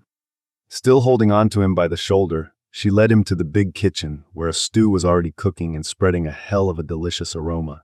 Sirius inhaled deeply, and let the feeling of being home, really home, infused into him. Suddenly he was hopeful again. He pulled out the recipe to show Effie, but she tutted and took her own cookbook out, leafing through quickly until she settled on the lasagna recipe. We're doing mine. I'll give you all the tricks to make the most delicious lasagna your friend has ever had. Thank you, Mum. Sirius smiled brightly at her, relieved as a lost sailor with a broken ship who would have more on a friendly coast. They started to set up everything to prepare the sauce. So, Effie started after some discussion about the recipe and the way to prepare the ingredients. She had a smirk on her face, and Sirius knew already damn right where she was leading with this. Before she added, if I help you, I'm entrusted to have some intel on this mysterious friend who miraculously made you discover that food could be prepared and not bought in a can or in a foil box. Sirius sighed. That was to be expected, of course. Effie had always wanted to know everything about their love lives, and while she had always been very supportive, she had also always been very curious and sometimes even nosy. He's a client who kept bringing me strange patients from the forest over the last month or so, and he's kind of super cute and lovely. Oh, sweetheart, I'm so happy to hear that. I was wondering when you'd find someone you'd really like. She beamed with happiness. Tell me all about him. Well, he's rather tall, like more or less my size, but lanky, although he has taut muscles from what I've seen on his forearms. Oh, if we are discussing forearms, I know you're gone for him. Effie said, giggling like a teen girl. Stop it, Mum. Sirius said in a mock-shocked tone. Anyway, he's also very pretty, with this warm golden brown hair, soft curls, and the most piercing amber eyes I have ever seen. They seem to look through my whole being, but with gentle tenderness and a glint of mischief, always. He's just so sweet and fun. He heard himself sigh dreamfully and knew there was no hiding anymore. Effie had stopped giggling and was now looking at him with earnest eyes. My darling, I'm so glad to see you so enamored. I promise we're going to make some hell of lasagna, and he won't be able to do anything then fall for you even more. Even more. Well, obviously. He looks at you with tenderness and mischief. Hello. He's as gone as you are, Sirius love. Come on, let's cook for your beautiful man. The lasagna was absolutely perfect. Sirius knew for sure, because Effie insisted that it would be cheating if he didn't repeat the whole process himself, with her just surveying his work. So, they ate a bit of the first batch together, which was absolutely delicious, and he took away the second one, which he was pretty sure would be to the same caliber, as he had now properly learned the process of making Effie's lasagna with all the clever twists and details. The next day, he was on his way to Remus's cottage, his stomach all fuzzy from anticipation. He found him as usual, having tea with Mr. Beak. The sky was cloudy, and no sun was warming up the cold air on these first days of November. Remus was bundled up in several layers of wool. He had a ridiculously beautiful dark golden wool scarf around his neck, which brought out his eyes stunningly. They made quick work of treating the hippogriff. In fact, they barely found any magophage, which was an excellent sign that their tedious work of the other weeks had paid off, and that the hippogriff could be considered treated. Sirius told him so and felt his heart melt when the hippogriff kneeled and bowed in front of him in gratitude. They spent some time petting his head after that, but not too long, as they were both freezing by then. Let's go inside, shall we? Remus proposed with a bright smile, and Sirius couldn't respond with more than a nod, all flustered as he was at the sight of the lovely dimples that would certainly be his downfall. They had a lovely time, once again, eating the warmed-up lasagna, Remus gushing over how good it was and Sirius blushing profusely at the praises. He once again felt so warm up there in this beautiful space with this amazing man, and he felt himself both relaxing in the soft feeling of comfort and easy conversation, and tensed by the desire that pulled him towards Remus. The sofa was too big. Their socked feet sometimes touched each other briefly, and it was already sufficient to warm him all up. But it was far from enough. He wanted nothing more than to be on Remus's lap and to cuddle against his soft jumper. They had stopped talking for a moment, and Sirius was once again losing himself in Remus's soft gaze, head spinning and fuzzy feeling deep in his core. Then Remus stood, and Sirius could have whined. Oh, I forgot. I have something for you. Remus said brightly. He went upstairs and rapidly came back with a rather large box in his hand. That's to thank you for your help with Beak, he said. I hope you'll like it. He added, smiling bashfully, as if Sirius could not like anything this man would choose to give him. Sirius opened the box carefully, almost reverently. Inside was a curious object. It seemed made partly of wood, but other elements were visible that were difficult to identify. Sirius looked at it, puzzled. Let me show you, Remus said, and he waved his hand in a way that made the object float in the air and take its final appearance.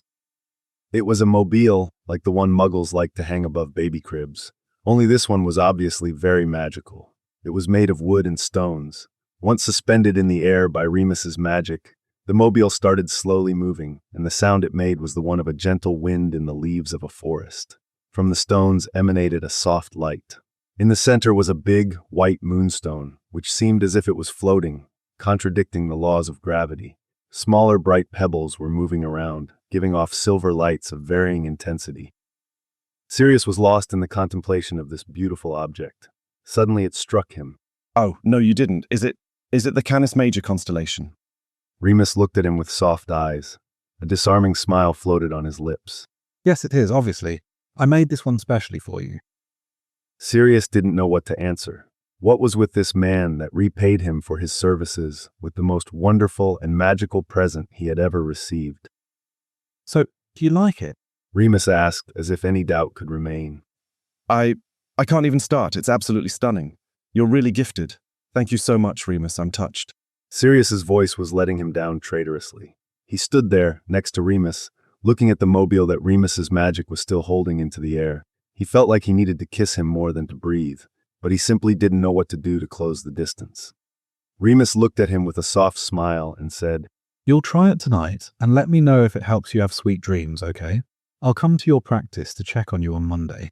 He added hesitantly, If that's all right for you. Yes, of course. I'd love to see you on Monday. Sirius mumbled, instead of voicing his thought that he would rather not separate from him until Monday, or ever. After that, it felt like his time at the cottage had expired, and he hesitantly made his way to the door, slowly piling on his clothes before stepping outside in the cold night. So, see you soon then. Sirius said. Remus was on the threshold, hopping from one foot to the other, looking at the mobile that Sirius now held in his hand. Yes. Remus whispered. Then, before Sirius could turn away, he hastily joined him in 2 big strides and hugged him tight. He added softly, directly in his ear, Sweet dreams, Sirius. He pressed against him one more time before releasing as quickly as he had started and turned back to the cottage.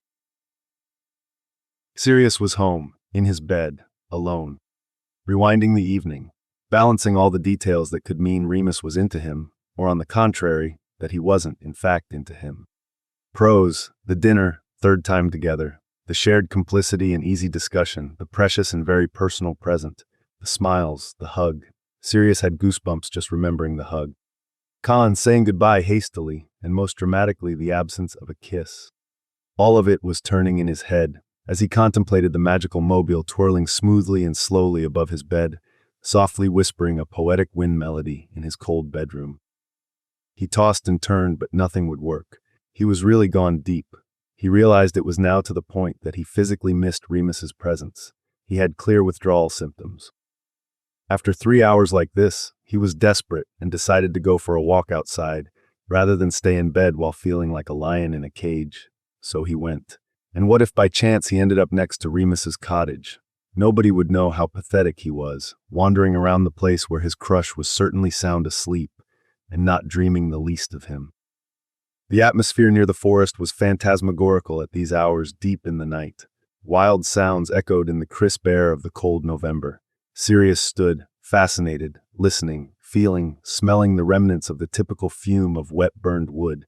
He stood there, unmoving, filling in all these sensations until the cold of the night caught up with him and froze his senses.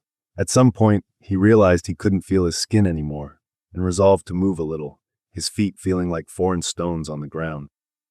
And like that, without thinking, he found himself in front of Remus's door. He stared at it. How bold of him to be here, in the middle of the night. It was crazy, but somehow he couldn't stop looking at this door. Unable to knock on it, shameful to even think of it, unable to move away as if pulled by a magnet. He thankfully welcomed the icy wind that had picked up, relishing in the loss of his senses, and wishing his feelings could be anesthetized by the cold too. Suddenly the door opened wide, and a bewildered and disheveled Remus appeared in his pajamas.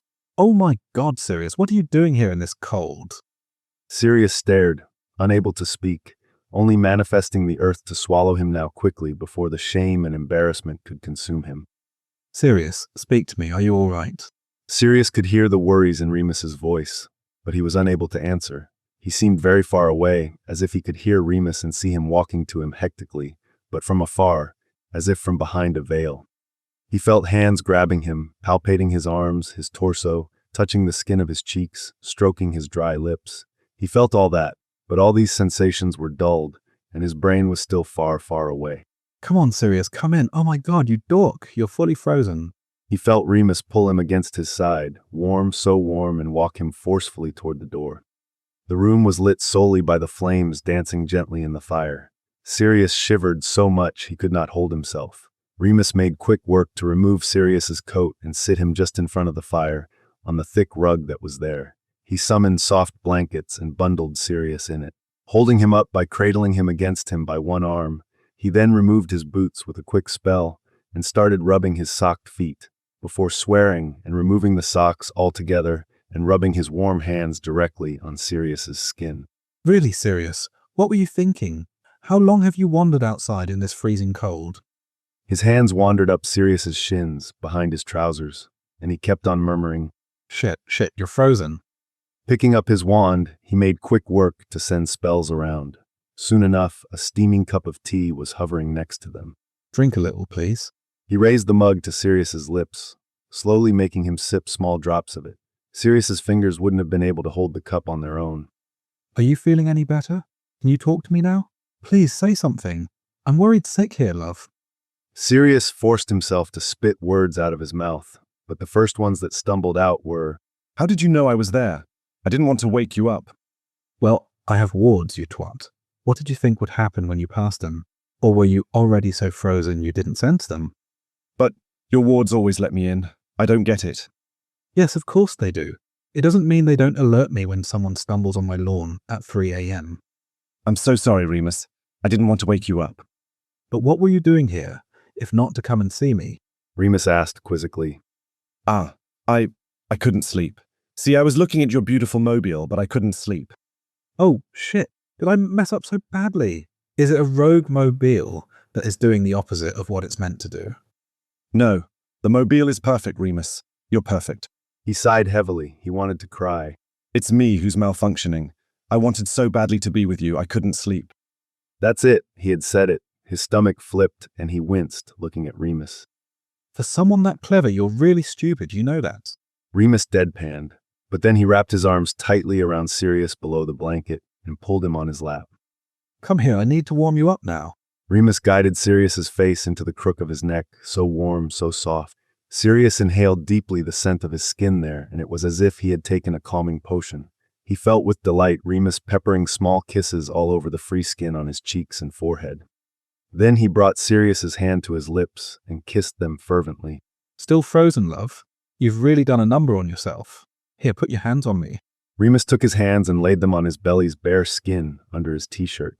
His boiling skin was deliciously hurting Sirius's frozen hands, until he started regaining some sensitivity and felt the dizzy sensation of touching the soft skin of Remus's belly. Finally, he relaxed a bit and the shivers recessed. He felt better but drained. As if acute to this evolution of his state, Remus murmured against his ear, You must be exhausted after all that, love. Let's lay down and see if you can catch up on some sleep, okay? Remus made to move, and Sirius held on to him tight, not ready to separate from him. Remus smiled at him pitifully. I won't let go of you, I promise. But my legs are getting numb. I need to lay down. Let's get cozy, okay?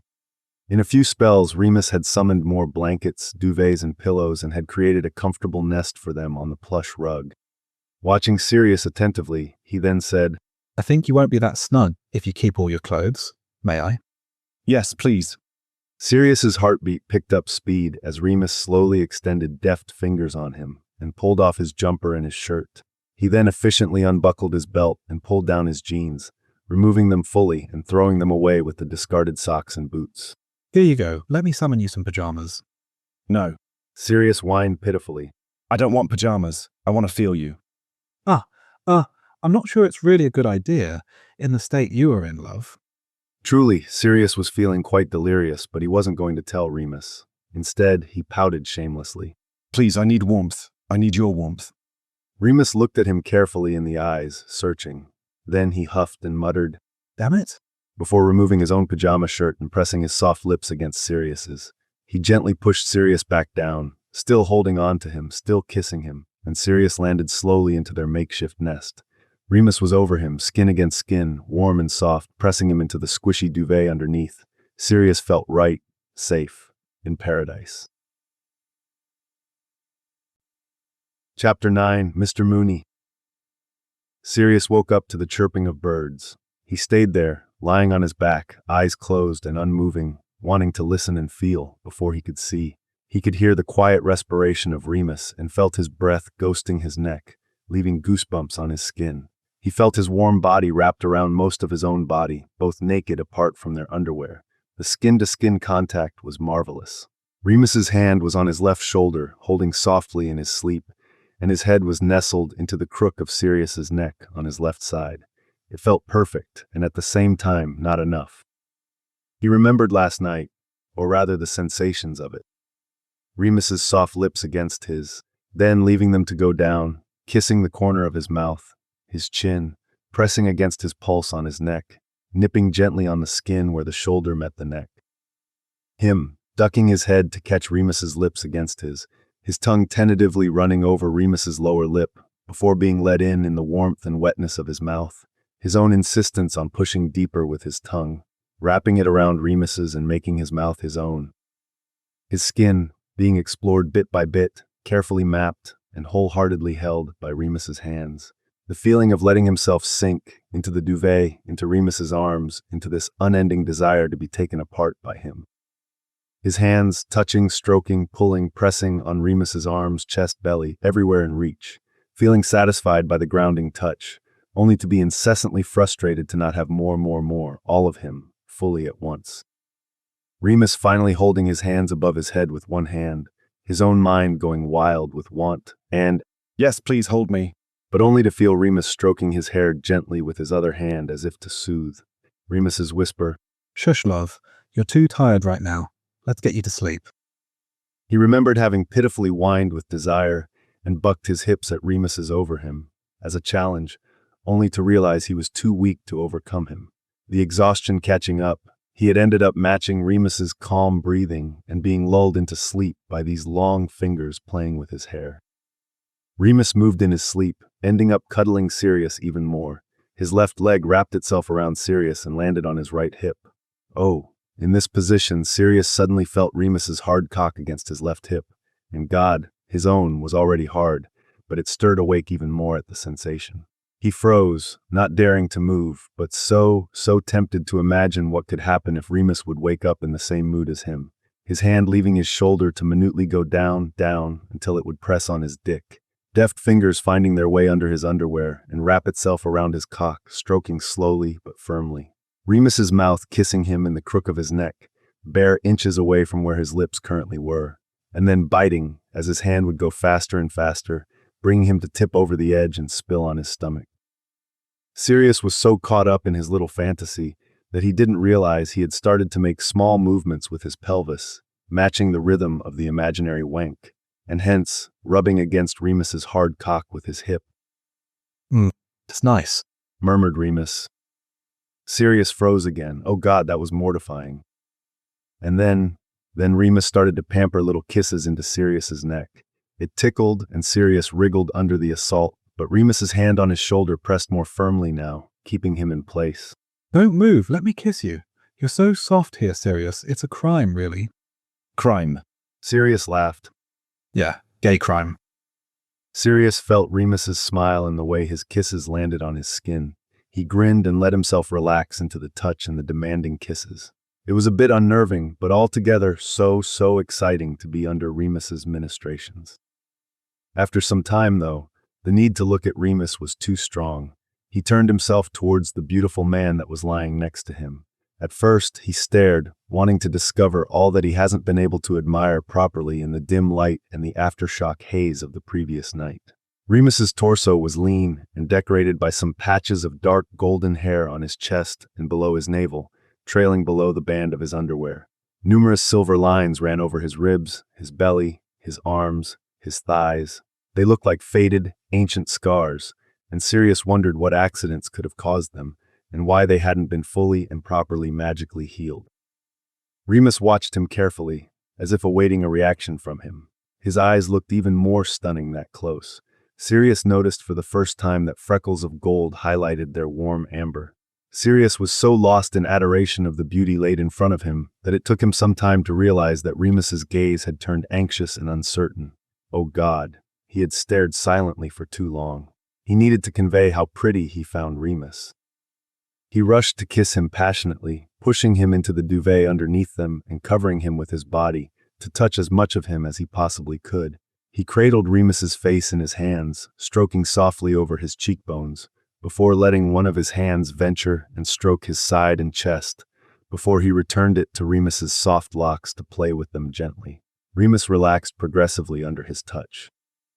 Minutes later, the situation had escalated, and it wasn't possible to ignore the heat in their moves and reactions anymore. Sirius was absolutely gone. His brain wasn't functioning anymore for any other thoughts than Remus.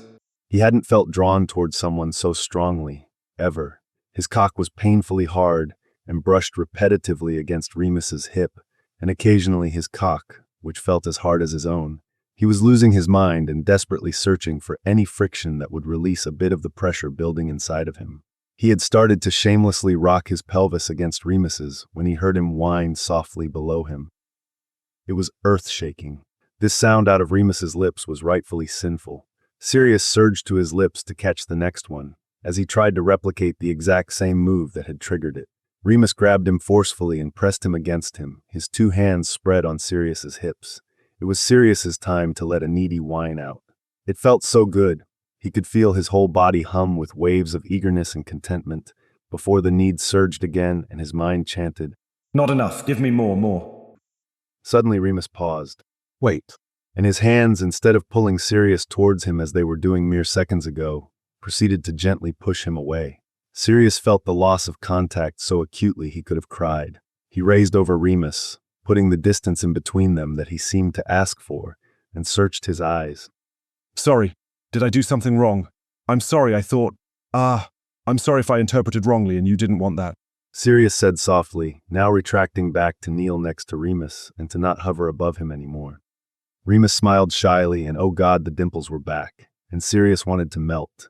Remus was so unbearably cute, it was painful to watch him from afar. Oh no, don't get me wrong. I'm really into everything you were doing here. More than okay, in fact. 100% on board. Remus answered. His smile turned bitter, and the light seemed to vacate from his eyes, usually so endearingly bright, when he added, But I need to tell you something. Before you regret attaching yourself to someone like me, before we become more, it wouldn't be fair of me not to tell you that. Before we get more intimate in any way, you could regret it, and I would rather die than knowing that the memory of it was awfully tainted for you.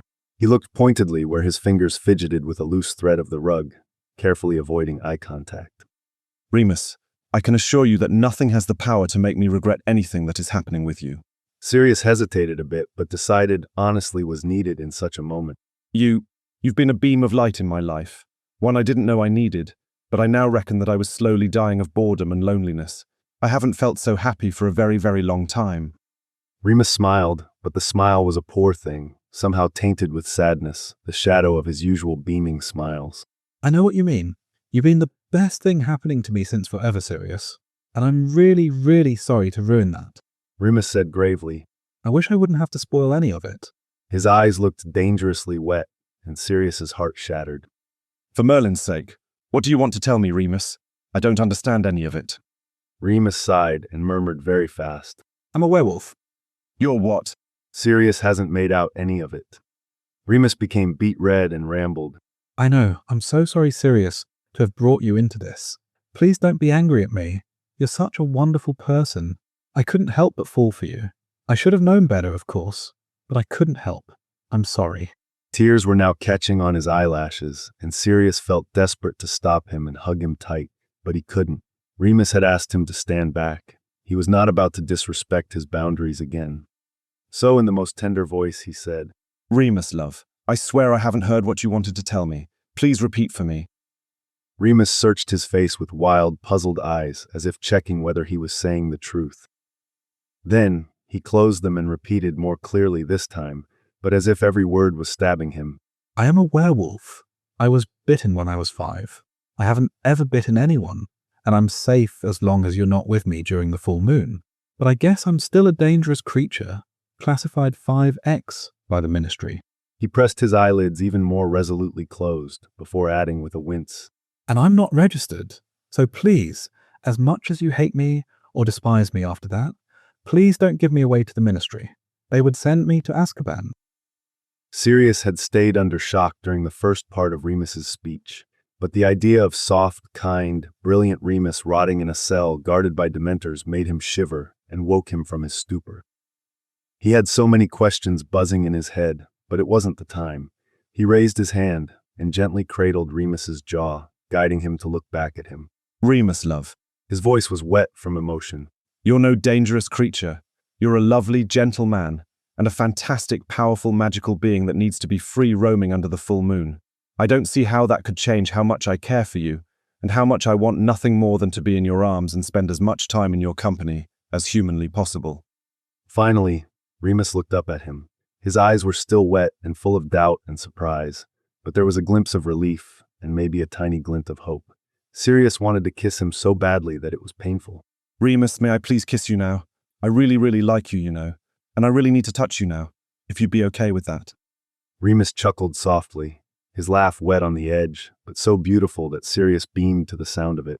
Please go ahead. I don't want anything more than to be kissed by you.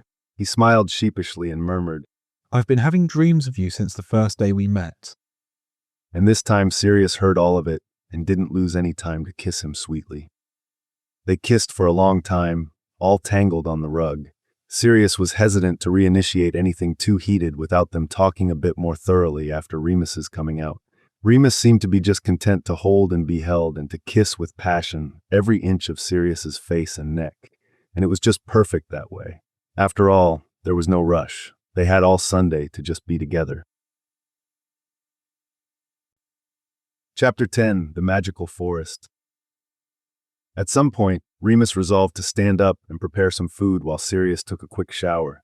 By the time he made his way back from the bathroom, the table was set for a gorgeous Sunday breakfast. They sipped their coffee silently, locking eyes above the rim of their huge cups and giggling like young teens falling in love for the first time. And maybe that was the case.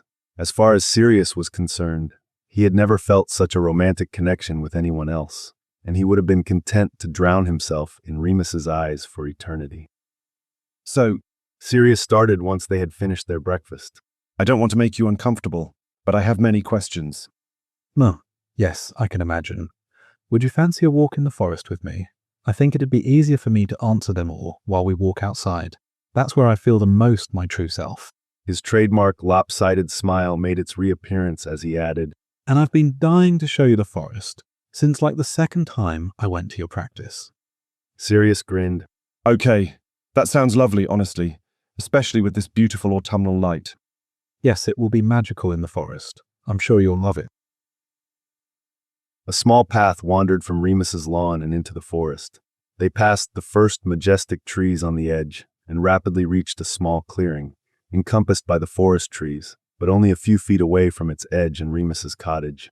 It was a roundish place of maybe 6 feet diameter, cleared from the trees and bushes that surrounded it. Suddenly, as he was about to step into the clearing, Sirius was stopped by a magical ward, one that wouldn't let him in. He looked with surprise at Remus, already on the other side, and a ping of anxiety raised in his chest. Don't worry, love. Remus said, and he walked back to him, out of the ward, and took his hand. I just wanted to start answering the questions I know you have. He held tight to Sirius's hand and continued. This is the magical enclosure where I go for the moon.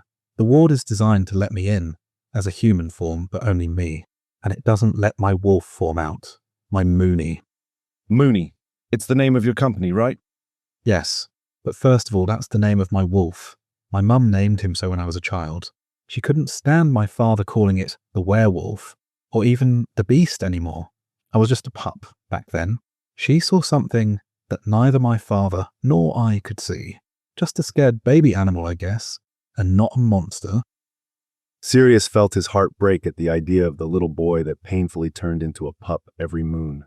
Life was so unfair. He gently pressed Remus's hand in his own to ground him. My mum is also the one who forced my father to create a magical enclosure for my transformations.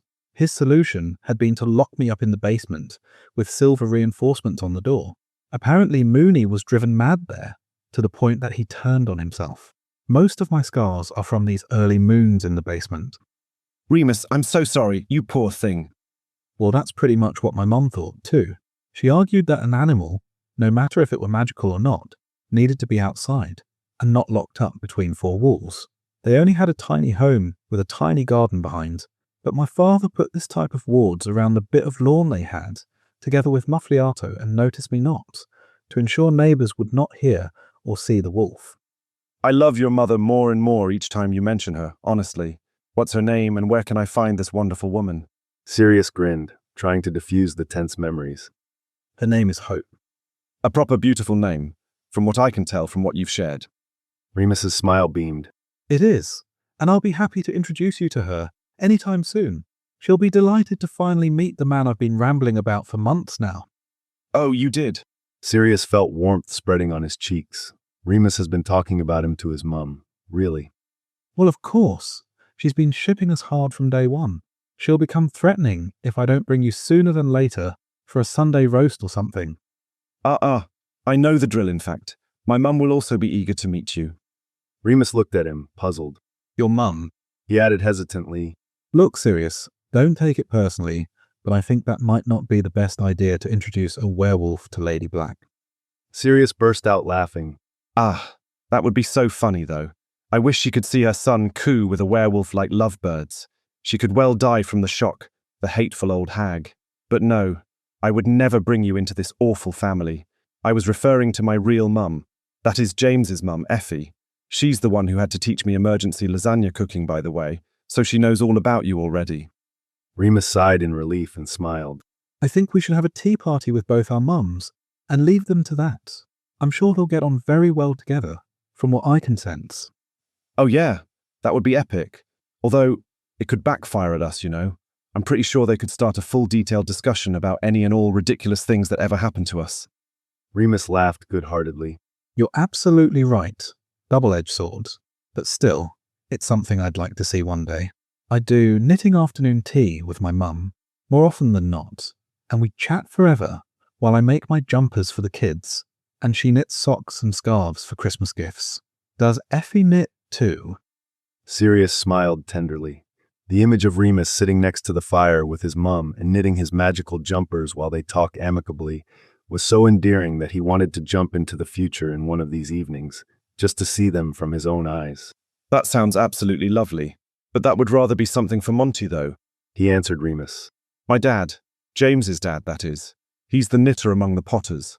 Tried to teach us when we were kids, but but our energy level was too hectic to sit long enough to make anything out of it. Remus grinned. Why can I picture that so vividly? I'm sure you two were the type of kids to vibrate with impatience, to go fly on your broom and play Quidditch all day long. Well, you guessed right. I would have been exactly that kid if I were in a normal household by then. Unfortunately, it meant I was beaten and cursed for being just that, and not behaving properly as a pure-blood heir until I escaped and joined the Potters. Remus looked at him with pained eyes. I'm sorry, Sirius. Don't be. I guess we've both been through a lot as kids, but as soon as I was in Hogwarts, and then later when I was rescued by James's family, my boisterous self was back out in full force, and I made the most of my late teens. That's good. I love the Potters so much already, for all the good they did for you, and I wish we could have been the same age and met at Hogwarts. I would have loved to have friends like James and you in my dormitory. As they chatted animatedly, they had progressed through the forest, and they were now deep inside. Finally, Sirius resolved to formulate the question that was haunting his mind. If I may ask, and sorry if that's kind of rude, you don't have to answer me, but I really wonder, how did you become a werewolf? Remus winced, and Sirius added, You really don't have to answer me. No, it's okay. I think that it's such a life-changing event in my life that you need to know. Remus took a deep breath and persevered. I was 5. I was sleeping in my room, window open on a warm summer night. A werewolf entered and bit me. His name was Greyback. I don't know if he's still alive. Thankfully, I never crossed his way again. From what I was told, once I was grown up, he held a grudge against my father, and this was a way to get to him, change his own son into a monster. Oh my God, Remus, this is awful. Yeah, maybe he thought my parents would abandon me, as many parents do in such a case, and he would have successfully cursed both my father and I with a life of regrets and misery, and maybe my father would have, if he was raising me alone. Who knows? But Greyback had underestimated my mother's strength. A muggle woman. No wizard ever takes her into account. And they're so wrong. He smiled wickedly, and Sirius once again blessed Hope Lupin for being the loving, strong anchor Remus had needed in his young life. Suddenly, Remus stopped them in their tracks. They were still holding hands, and he pulled on Sirius to make him backstep a little. Look, in the clearing on the right. At first, Sirius couldn't see what he meant. There was no clearing, was there? I don't see any clearing, Remus. Ah, yes, of course. Wait. He whispered, and he waved his hand, muttering. Finite. He turned to Sirius with an apologizing smile. Sorry, I had forgotten I had put a notice me not on this clearing to prevent muggles from stomping on the flowers. Sirius looked again. Now he saw what Remus had meant to show him. Hundreds of tiny, shiny fairies were humming above a carpet of Dittany flowers, feeding on their nectar. It was eerie to see them there, so many bright little lights flying around in the shadow of the towering trees. Remus kissed him softly on the cheek. See how they recovered well, thanks to you, Sirius. They continued their stroll further, deeper into the forest. Sirius's heart felt full and his whole being fuzzy, as if holding hands with Remus was a direct line to happiness. They remained silent for some minutes, before Sirius said, I do have to show you a secret about me too. Oh, really? Remus looked up at him with curious eyes. Yes, stay here. Sirius walked a few steps away from him, watching him with what he knew to be an infuriatingly smug smile, and then without further notice he changed into Padfoot. Remus gasped excitedly. Oh, by Morgana, you're an animagus. Padfoot wagged his tail happily and barked twice. Oh, aren't you a cutie? Remus crouched to be at Padfoot's level, and proceeded to scratch him profusely behind the ears and to pamper kisses on his huge dog head. Padfoot gave as much as he received and licked a wide strip of saliva on Remus's face, making him giggle. Stop it, Sirius, you dog. He laughed so much he fell on his ass in the carpet of autumn leaves. Sirius changed back, only to tackle Remus even more. They tumbled on the soft humus, battling for kisses in the upper hand, getting messier and messier as they rolled around on the forest ground. What had started as a playful game soon evolved into a heated kissing session. A warmth built up rapidly in Sirius's core, threatening to make him lose his mind once again over the man who was now pressing him onto the ground and kissing him minutely everywhere on his neck. Remus held Sirius's head back by the fingers he had threaded into Sirius's hair to grant him better access to his neck. It was all so delicious. Sirius's imaginative mind was already a few steps ahead, his arousal building up rapidly by the second. All of the sudden, they were both abruptly brought back to the present by a racket of chittering and creaks over their head. Slowly, they separated a little and raised their heads to look at the source of the noise.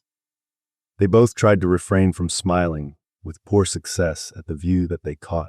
On the branches of trees over their heads, hundreds of truckles had been watching them kiss and were cheering them on shamelessly. Remus chuckled. I see we have our fan club in this forest, but I'm not sure the show we are giving is truckle adapted. Care to bring that discussion inside? Sirius smiled wickedly. I'm totally happy to bring it back to your home, or to mine if you'd rather, but it's less cozy than yours for sure. I don't mind having you at mine. Also, we have delicious lasagna left over, and that is always even better on the next day. Remus stood up and held his hand for Sirius, pulling him up from the ground. Come, love, I don't want you to get hypothermia tonight, and the ground is way too cold to lay around. Okay, you're right. No hypothermia tonight. Sirius grinned. But I'd still want you to warm me up, though. He pouted theatrically, playfully, making big doe eyes at Remus from under his eyelashes. Remus smirked. Oh, that can be arranged, no problem. He pulled on Sirius's hand, which he was still holding on to, and made him come closer until their noses almost bumped. He stared directly into his eyes, warm amber, and the dark of his eyes overwhelmingly hot. In fact, I see many ways I could warm you up all right, my love. Remus's hand raised up with feather-light touch to Sirius's cheek, his gaze switching between Sirius's eyes. He whispered, We'll just have to try them all, and you'll let me know which ones you prefer. Sirius's cheeks warmed up again under the attention. He grinned. That's a very convincing argument to bring me back home. Chapter 11, Epilogue. And so that's how you easily locate nifflers in the wild. Sirius stroked carefully the head of the niffler he held in his hands, chuckling when this resulted in a sappy collective awe from the students. He continued, Obviously, don't forget to give them a little something shiny to compensate for having disturbed them, and only disturb them for proper preservation reasons, or as today, to educate yourself and others about the care of magical beasts. He carefully put the niffler back down not far from his underground nest, holding a bright pebble to it. The niffler took it swiftly, before disappearing in its home. Any questions? Sirius raised his head to survey the group of students gathered around him. A few hands raised timidly. He nodded at one of them, a tall boy with bright red hair and sparkling eyes. Yes, Mr. Weasley. I was just wondering, how do you learn how to take care of beasts that are rare in our country, Professor Black? Excellent question, Charlie. Well, first you read as many books you can find about them and attend classes that teach about them. Then, your next step is to discuss with people who have had the experience of taking care of them, and you try to learn the most you can from them. He looked at Charlie, who seemed as if he was drinking in his explanations. Sirius smiled. So much enthusiasm was such a driver for a teacher. And last, if you're still set on studying them further, you can supplement your education with a study trip to the countries where they can be found. Other hands raised up, students tiptoeing to get their hands higher, eagerly waiting to get picked for the Q&A. That's when an enormous silver wolf Patronus came running to them and ended up excitedly bounding around Sirius, standing on his hind legs and putting his huge silver paws on him. Thankfully, Patronus had no physicality, or Sirius would have fell backward under the wolf's weight. Remus's voice resonated cheerfully among the trees. Dinner is ready. Don't go over schedule with the class, as you always do. Sirius laughed and looked at his watch. He was indeed already half an hour over time. It was always difficult to realize how late it was when the sun was still so high during summer days. You've heard the man. I shall go, but we'll start the next session with a round of Q&A, and I'll answer all of them. So, write your questions down, and let's regroup tomorrow for your class at 9 o'clock. Same meeting point as usual, on the edge of the forest.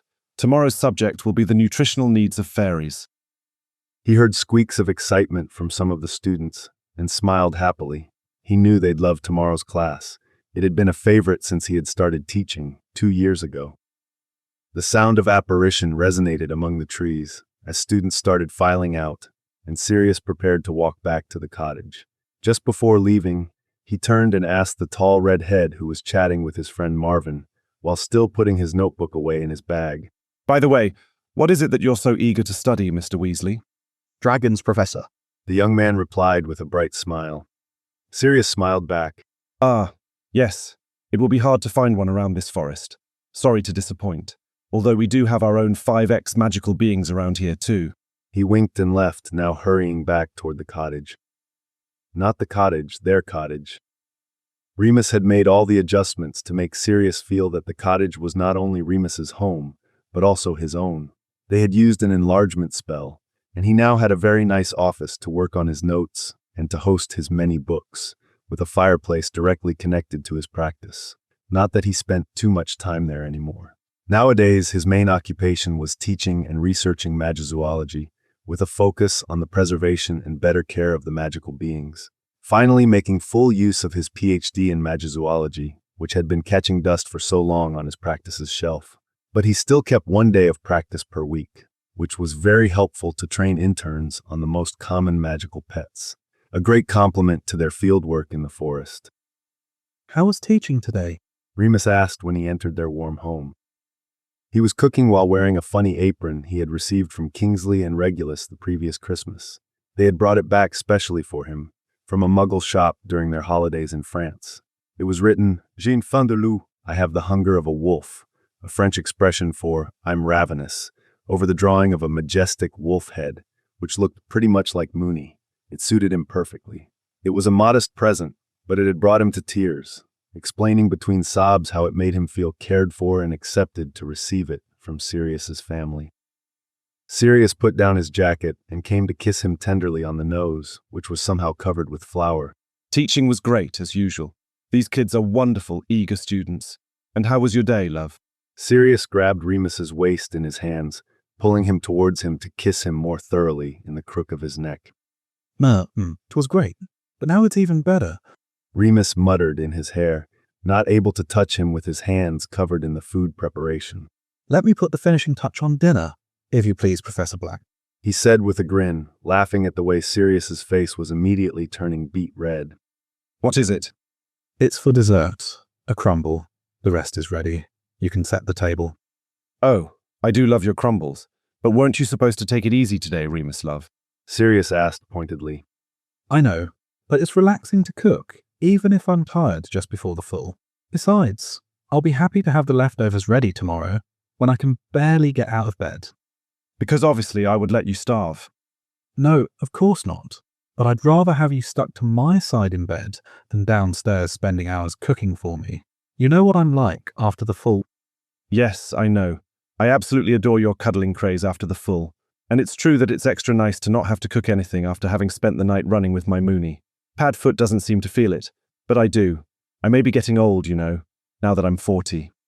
Oh, I know. Remus chuckled. But don't you worry, you're my lovely old man, Professor Black. Oi, come on, stop with that. Sirius said, feeling the heat on his face again. Sorry, can't help. You're so knowledgeable, it's extremely hot. Remus replied, mischief in his eyes. Sirius chuckled. Swat. They had a lovely early dinner, and then they cuddled on the sofa in front of the fire, Sirius taking his usual place on Remus's lap, nested against his chest and wrapped in his arms. It was always his favorite time of the day, a time when his energetic self could give place to a more subdued self, soothed by the warmth of Remus's body around him and his regular, deep breathing. He loved how they could sometimes chat animatedly, or sometimes just be there, together, without needing more. Today was a day with few words, Remus's tiredness before the full seeping through him. They still had some time to wait before the night would fall and the moon would rise. Remus was usually pliant at this time of the day before the moon, feeling too tired and a bit too anxious for doing anything special but cuddling and being cared for. And Sirius absolutely adored doing just that. What would make you feel good, love? He asked, stroking patterns on Remus's hands, which were spread large on his belly over his beautiful Mooney jumper, one with a stormy sea that matched the color of his gray eyes. I think I'm just perfectly fine like this. With you? Remus sighed happily, pushing Sirius's hair away to pepper kisses in the back of his neck. Sirius relaxed back under his touch and closed his eyes. He felt so lucky to have found such an amazing person and to now live with him. Meeting him and falling for him had brought so many wonderful changes to his life. It was as if he was living a completely different life than he had before. Remus had stopped kissing his neck and was hugging him even tighter. Are you cold, love? Sirius asked, because he knew that was often an effect of his tiredness before the moon, or maybe of his body preparing for the change. Despite his hot skin, Remus often felt cold, almost feverish, just before the full. Even in summer, like today, the very reason why they were having a fire in the first place. Yes, a little. Remus answered. He pretended to play it smooth, but his chattering teeth betrayed him. Come on, let's switch, my darling. Sirius stood up and pulled Remus up toward the rug in front of the fireplace. He pulled out his wand and summoned duvets and pillows and plush covers, a nice reminiscent of their first time there, some year and a half ago. They had spent so many beautiful moments together since that day. Some cute and soft, cuddling together and ravishing in their warmth and tenderness. Some hot and horny, bringing each other over the edge of earth-shattering orgasms, over and over, Sirius learning for the first time what making love really meant. Some bright and witty, reading together and sharing beautiful muggle books, or discussing passionately about magical beings, or retelling funny memories. Some they had acquired together, some they wanted to tell the other. Their will to know everything about the other seemed never-ending. Every detail that made them who they were, every little piece hidden in their soul, shiny things or dark alike. Sirius had never known it could feel like this to know and be known by someone else, someone you cherished more than your life, to be carefully mapped by them, inside out, to be accepted as a whole, as a raw being full of beauty and ugliness, and loved for the delicious cocktail it made. They sat up lying on the thick rug, nested in the duvets, watching together as the fire crackled. This time Sirius held Remus tightly to his chest, legs tangled, and stroked over his arms soothingly until he could feel Remus's anxiety subside. Remus felt half asleep, exhausted, and Sirius held him through the little movements he made in his dreaming state, smiling dopily at the cuteness of his boyfriend. When it was time, Remus woke up spontaneously, feeling the wolf getting ready inside. They prepared to go, and soon they were under the first trees of the forest. Sirius activated the wards he had designed, especially for the full moons. Similarly to the ones Remus used before, these wards were not letting any humans enter the forest, nor letting any werewolf leave it until the moon was set. It also detected any human presence in the enclosed space, so that they could be sure no humans were already inside the forest by the time they set the wards on. This was especially important, as now the wards enclosed the whole forest. Sirius had deemed necessary for Moony to have a much larger space to run free under the moon than the small space in the very edge of the forest Remus had only dared to take. So Sirius had resolutely bought the whole forest and made it a preservation site for magical beings and beasts. It was easy for him, with the funds he and Regulus had inherited from their uncle Alfred, after their parents having disowned them for choosing the wrong path with their magical being studies. The forest next to Remus's cottage was now a sanctuary for all magical beings, getting richer and richer as the months passed, and the word spread amongst those beings. The site was used for field studies and education about magical beings' preservation and care. And it was also Moony's and Padfoot's playground one night a month. The moon was about to rise. Sirius hugged Remus, whose body had started to contortion in pain. He whined loudly. It was always terrifying to watch him transform, but Sirius was actively researching ancient methods used by werewolves in countries where they had not been banned from the magical world. In such countries, the wisdom around transformation and werewolf care was huge, and he was determined to learn and tap into it to help Remus. After all, Moony was his favorite patient. Remus had already been able to learn some techniques of mind release that helped him make the transformation smoother, and they had a trip planned to Amazonia in the fall that will be devoted to connecting with the werewolf community there. They were hoping to get taught an ancient technique that Sirius had heard of, which allowed a werewolf to retain their human consciousness from within their wolf. Sirius felt Moony's fur appear under his hands, still holding Remus through this. He waited until the last minute to transform as usual. In an instant, his human worries were weighed down under a blanket of pure happiness, as always when he turned into Padfoot. The huge black dog was, as always, super excited to see his Moony again, and too foolish with him under the moon. He yapped excitedly at the wolf, who was just recovering from the transformation, and opened his beautiful amber eyes. He looked at him carefully, before nuzzling his snout against the side of the dog's snout, recognizing his mate. Then, he howled at the moon, and Padfoot tried to howl back the best he could with his dog voice. And that was the opening of their night declared. They dashed off, running among the trees at full speed, until they panted heavily and had to break their race for a while, yapping and playing around with each other and the other beings they encountered in their path under the moonbeams, careless and wild in their shared kingdom under the stars. Finite. Thanks for listening to this text-to-speech podfic composed by Burning Aurora, Kaliana, and Flowerhawk.